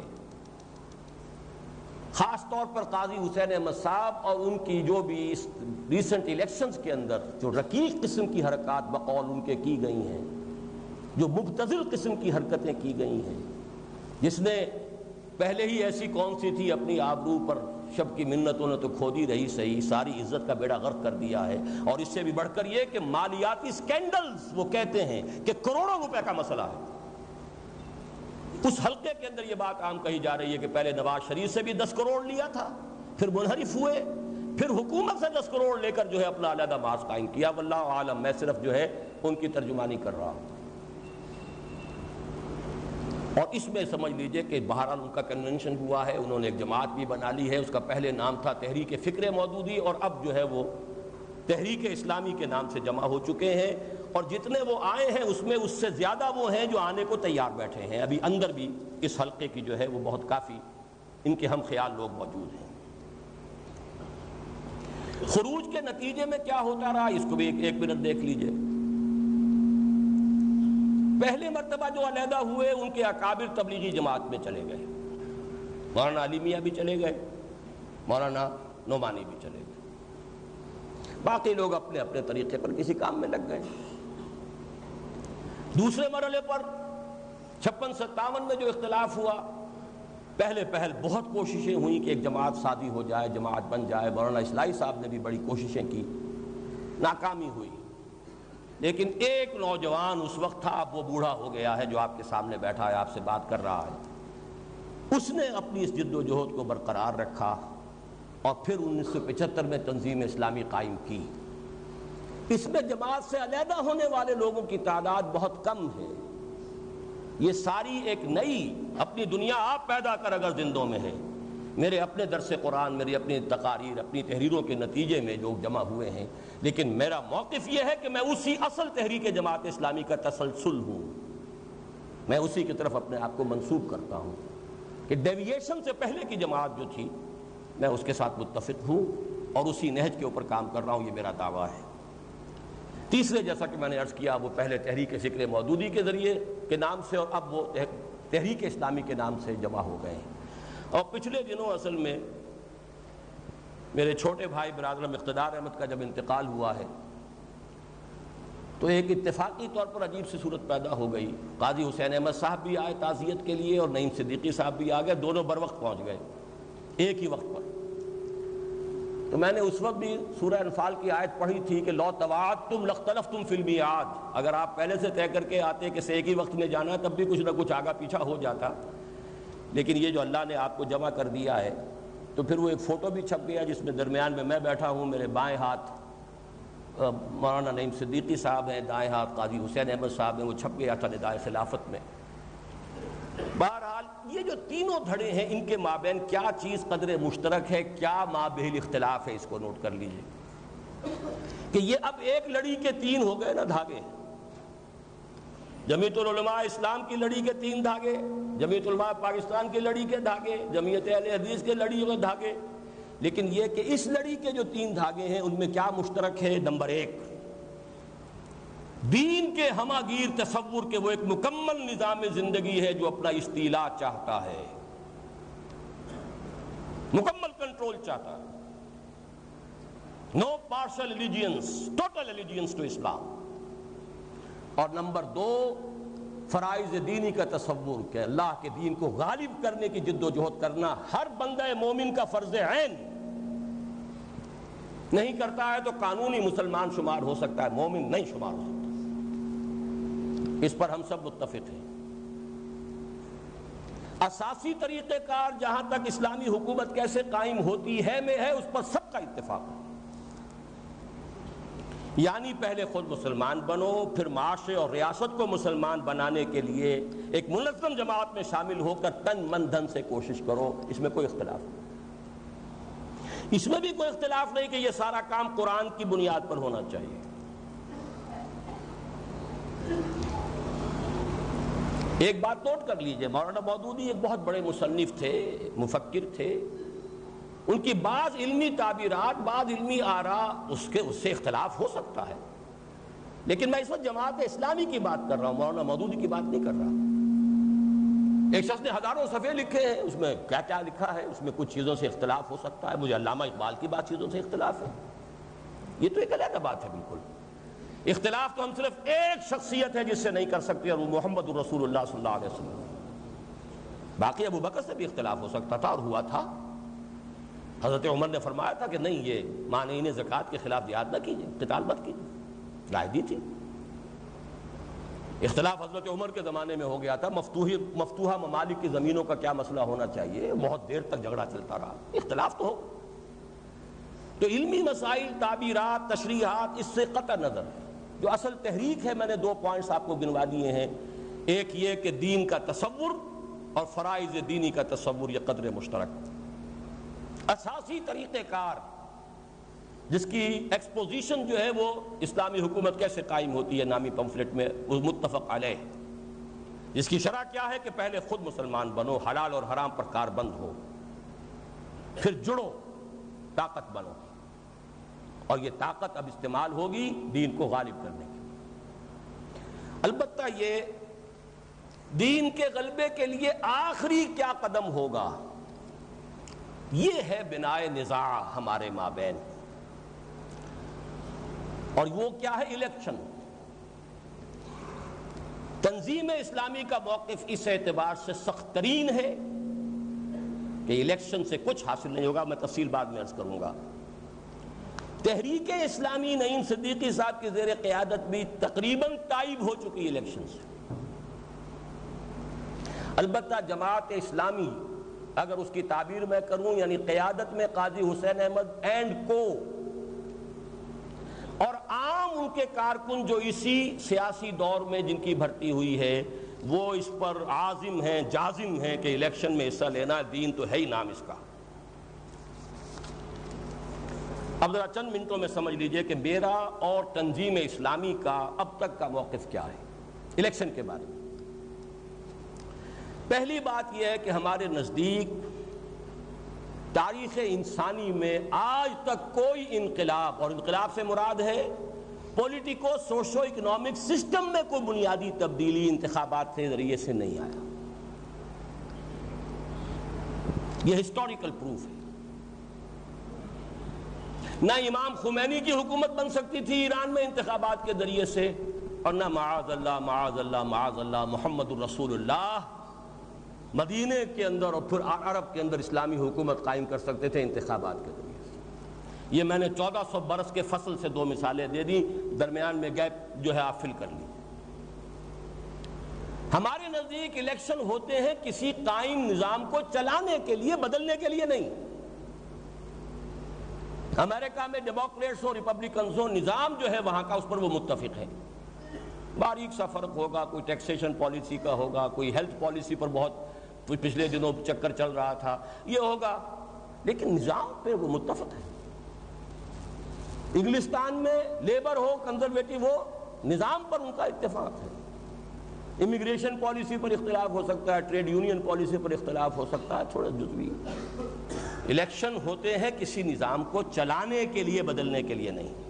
نمبر 3، یہ کتنے ہی صاف ہوں، کتنے ہی شفاف ہوں، کتنے ہی ٹرانسپیرنٹ ہوں، کتنے ہی غیر جانبدار ہوں، منصفانہ ہوں، جو اکنامک پاور بیسز ہوں گے ملک میں انہی کو ریفلیکٹ کریں گے۔ جاگیرداری بنیادی نظام ہے، جاگیردار آئے گا 80%، 20% ڈگڈگی بجاتے رہیں گے بیٹھے ہوئے، کھیل جو ہے اصل جو ہے وہ تو چلے گا اسی کا جو جاگیردار ہے، چاہے وہ روٹی کپڑا مکان کے نعرے پہ آیا ہو، چاہے وہ کسی اور نعرے پہ آیا ہو، لیکن جاگیردار جاگیردار ہے۔ Feudal is a feudal to his bones. Bhutto کو اللہ نے موقع دیا تھا، اگر وہ سنسیئر ہوتا اپنے سوشلزم کے لیے، وہ اس ملک کا ماؤ زے تنگ بن سکتا تھا، but he proved to be a feudal. He couldn't outgrow his feudal skin.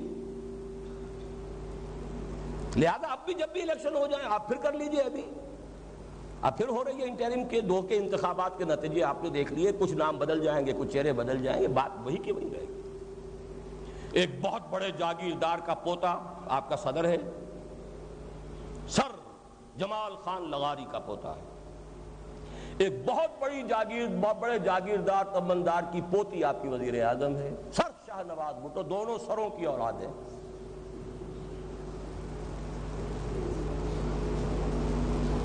لہذا ہم ان تینوں جو نتیجہ نکالتے ہیں وہ یہ ہے کہ ایکسرسائز ان فیوٹیلٹی کے سوا کچھ نہیں ہے، قوت اور وقت کا ضیاع ہے الیکشن میں حصہ لینا۔ تاہم دوسرا موقف یہ بھی ہمیشہ رہا ہے، حرام نہیں ہے یہ۔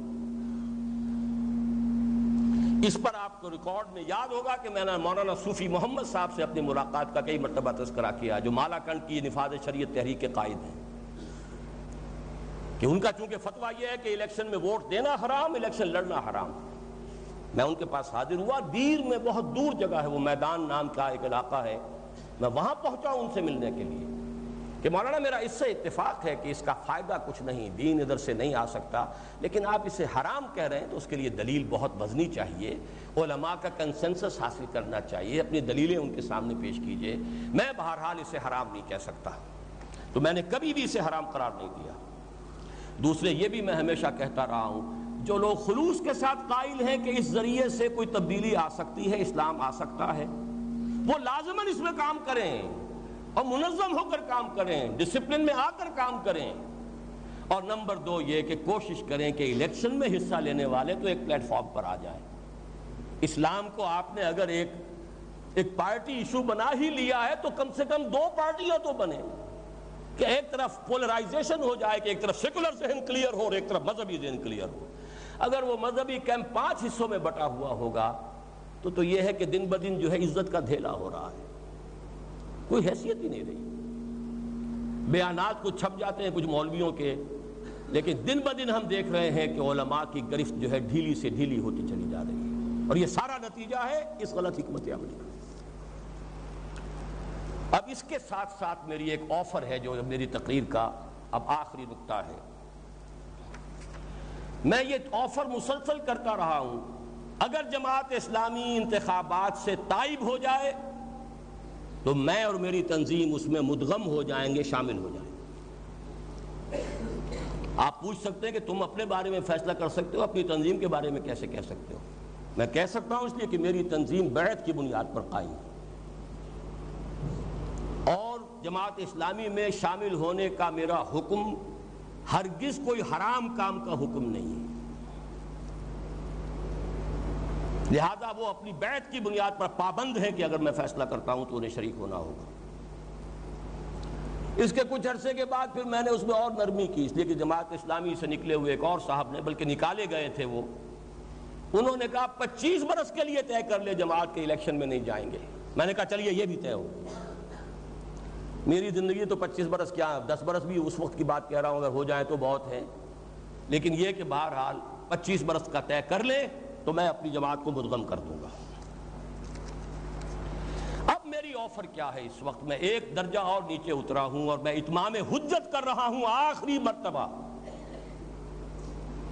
یہ میرے 5 جو ہیں اس کے حصے ہیں اس تجویز کے، یہ تینوں تنظیمیں ایک وفاق کی شکل اختیار کریں، ادغام نہیں۔ ہمارا نظام بیعت کا ہے، ان کا دستوری ہے، ادغام نہیں، وفاق۔ نمبر 2، فکری اور عملی، ذہنی اور اخلاقی تربیت اور تبدیلی عوام کی، اس میں بھرپور تعاون۔ We should pool our resources, human resources as well as financial resources، کہ بڑے سے بڑے پیمانے پر لوگوں کے ذہن بدلیں، سیکولرزم جو ہے وہ دماغوں سے نکلے، مغربی تہذیب کی مرغوبیت دماغوں سے نکلے، مغربی جمہوریت کی مرغوبیت دماغوں سے نکلے، اسلام کا نظام جو ہے اس پر اعتماد پیدا ہو، اقتصادی نظام پر، سیاسی نظام پر، نظام خلافت کا نیا ڈھانچہ کیا ہوگا اس پر ایجوکیٹ کیا جائے لوگوں کو۔ یہ کام جائجنٹک ٹاسک ہے، ہمالین ٹاسک ہے، اس کے لیے ہم اپنی ریسورسز کو، اپنی قوتوں کو، اپنی صلاحیتوں کو جمع کریں، اس میں اختلاف کی کوئی بات نہیں۔ نمبر 3، انتخابات میں حصہ لینے کے ضمن میں مولانا مودودی کے 1945 کے موقف پر ہم جمع ہو سکتے ہیں۔ یہ میں آخری اتمام حجت کر رہا ہوں جماعت اسلامی پر۔ یہ رسائل و مسائل ہے، انہی کی کتاب ہے شائع کردہ، اس کے صفحہ 305 پر 375 پر یہ عبارت پڑھ کر سنا رہا ہوں ایک سوال کے جواب میں، اور یہ چھپا ہے جنوری فروری سن 45 کے ترجمان القرآن میں۔ مولانا فرماتے ہیں الیکشن لڑنا اور اسمبلی میں جانا اگر اس غرض کے لیے ہو کہ غیر اسلامی دستور کے تحت ایک لادینی جمہوری ریاست کے نظام کو چلایا جائے تو یہ ہمارے عقیدہ توحید اور ہمارے دین کے خلاف. لیکن اگر کسی وقت ہم ملک کی رائے عام کو اس حد تک اپنے عقیدہ و مسلک سے متفق پائیں کہ ہمیں یہ توقع ہو کہ عظیم الشان اکثریت کی تائید سے ہم ملک کا دستور حکومت تبدیل کر سکیں گے تو کوئی وجہ نہیں ہے کہ ہم اس طریقے سے کام نہ لیں. جو چیز لڑے بھڑے بغیر سیدھے طریقے سے حاصل ہو سکتی ہو اس کو خام خواہ ٹیڑھی انگلیوں سے نکالنے کا ہم کو شریعت نے حکم نہیں دیا ہے. مگر یہ اچھی طرح سمجھ لیجئے کہ یہ طریقہ کار صرف اس صورت میں اختیار کریں گے جب کہ یہ 3 شرطیں ہیں. اولاً ملک میں ایسے حالات پیدا ہو چکے ہوں کہ محض رائے عام کا کسی نظام کے لیے ہموار ہو جانا ہی عملاً اس نظام کے قائم ہونے کے لیے کافی ہو سکتا ہو. ثانیاً ہم اپنی دعوت و تبلیغ سے باشندگان ملک کی بہت بڑی اکثریت کو اپنا ہم خیال بنا چکے ہوں اور غیر اسلامی نظام کے بجائے اسلامی نظام قائم کرنے کے لیے ملک میں عام تقاضا پیدا ہو چکا ہو. ثالثاً انتخابات غیر اسلامی دستور کے تحت نہ ہو بلکہ بنائے انتخاب ہی یہ مسئلہ ہو کہ اس ملک کا آئندہ نظام کس دستور پر قائم کیا جائے گا. میں نے حوالہ غلط دیا، وہ اگلے سوال کے جواب میں تھا. یہ ہے دسمبر سن 45 کا، جنوری فروری سے بھی 1 سال آگے گزر گیا معاملہ. دسمبر سن 45 قیام پاکستان سے پونے 2 سال پہلے کا یہ موقف بڑھنا موجود ہے. اب اس کے ہوتے ہوئے انہوں نے کیسے سن 51 میں حصہ لیا یہ علیحدہ بحث ہے، اس میں نہیں جاننا چاہتا. غلطی ہو سکتی ہے، نسیان ہو سکتا ہے، الانسان مرکب من الخطاء والنسیان. لیکن چونکہ سارا اندازہ ہو گیا تھا پہلے الیکشن کے بعد کہ یہ شرطیں 3 پوری نہیں تھیں ورنہ تو کامیابی ہوتی، تو رجوع کر لینا چاہیے تھا. افسوس یہ ہے کہ پھر یہ کہ اس کے اوپر اصرار رہا، اپنے ہی لیول کو نیچے کرتے چلے گئے. لیکن بہرحال اب اس میں آخری بات کیا ہے، یہ تینوں جماعتیں جو وفاق منائیں وہ کسی الیکشن میں حصہ لینے کا فیصلہ اس وقت کریں جبکہ یہ شرطیں پوری ہو چکی ہوں.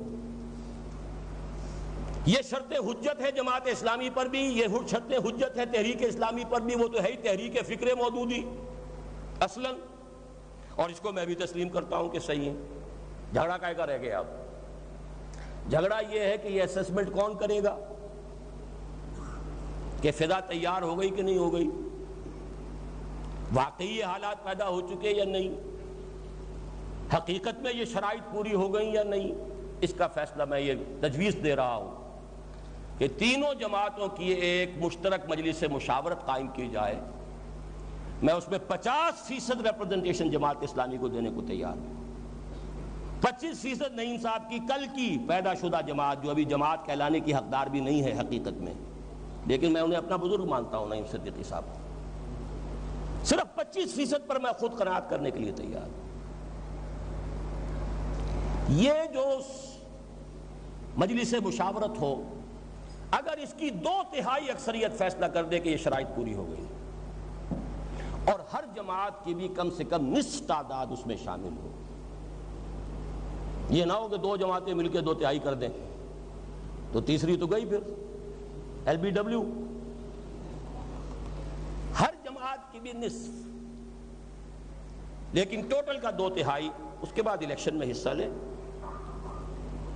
آخری بات یہ عرض کر رہا ہوں، یہ میری آخری آفر ہے اور یہ سابقہ سارے آفرز کی ناسخ ہے، منسوخ. ادغام کی آفر میری منسوخ، اب یہی ہے آخری، اور یہ بھی قبول نہیں تو پھر ظاہر بات ہے کہ پھر دمادم مست قلندر، پھر جو چل رہا ہے وہی چلے گا، اس سے بھی آگے بڑھ کر چلے گا. خیر اس میں نہیں ہے کسی کی بھی.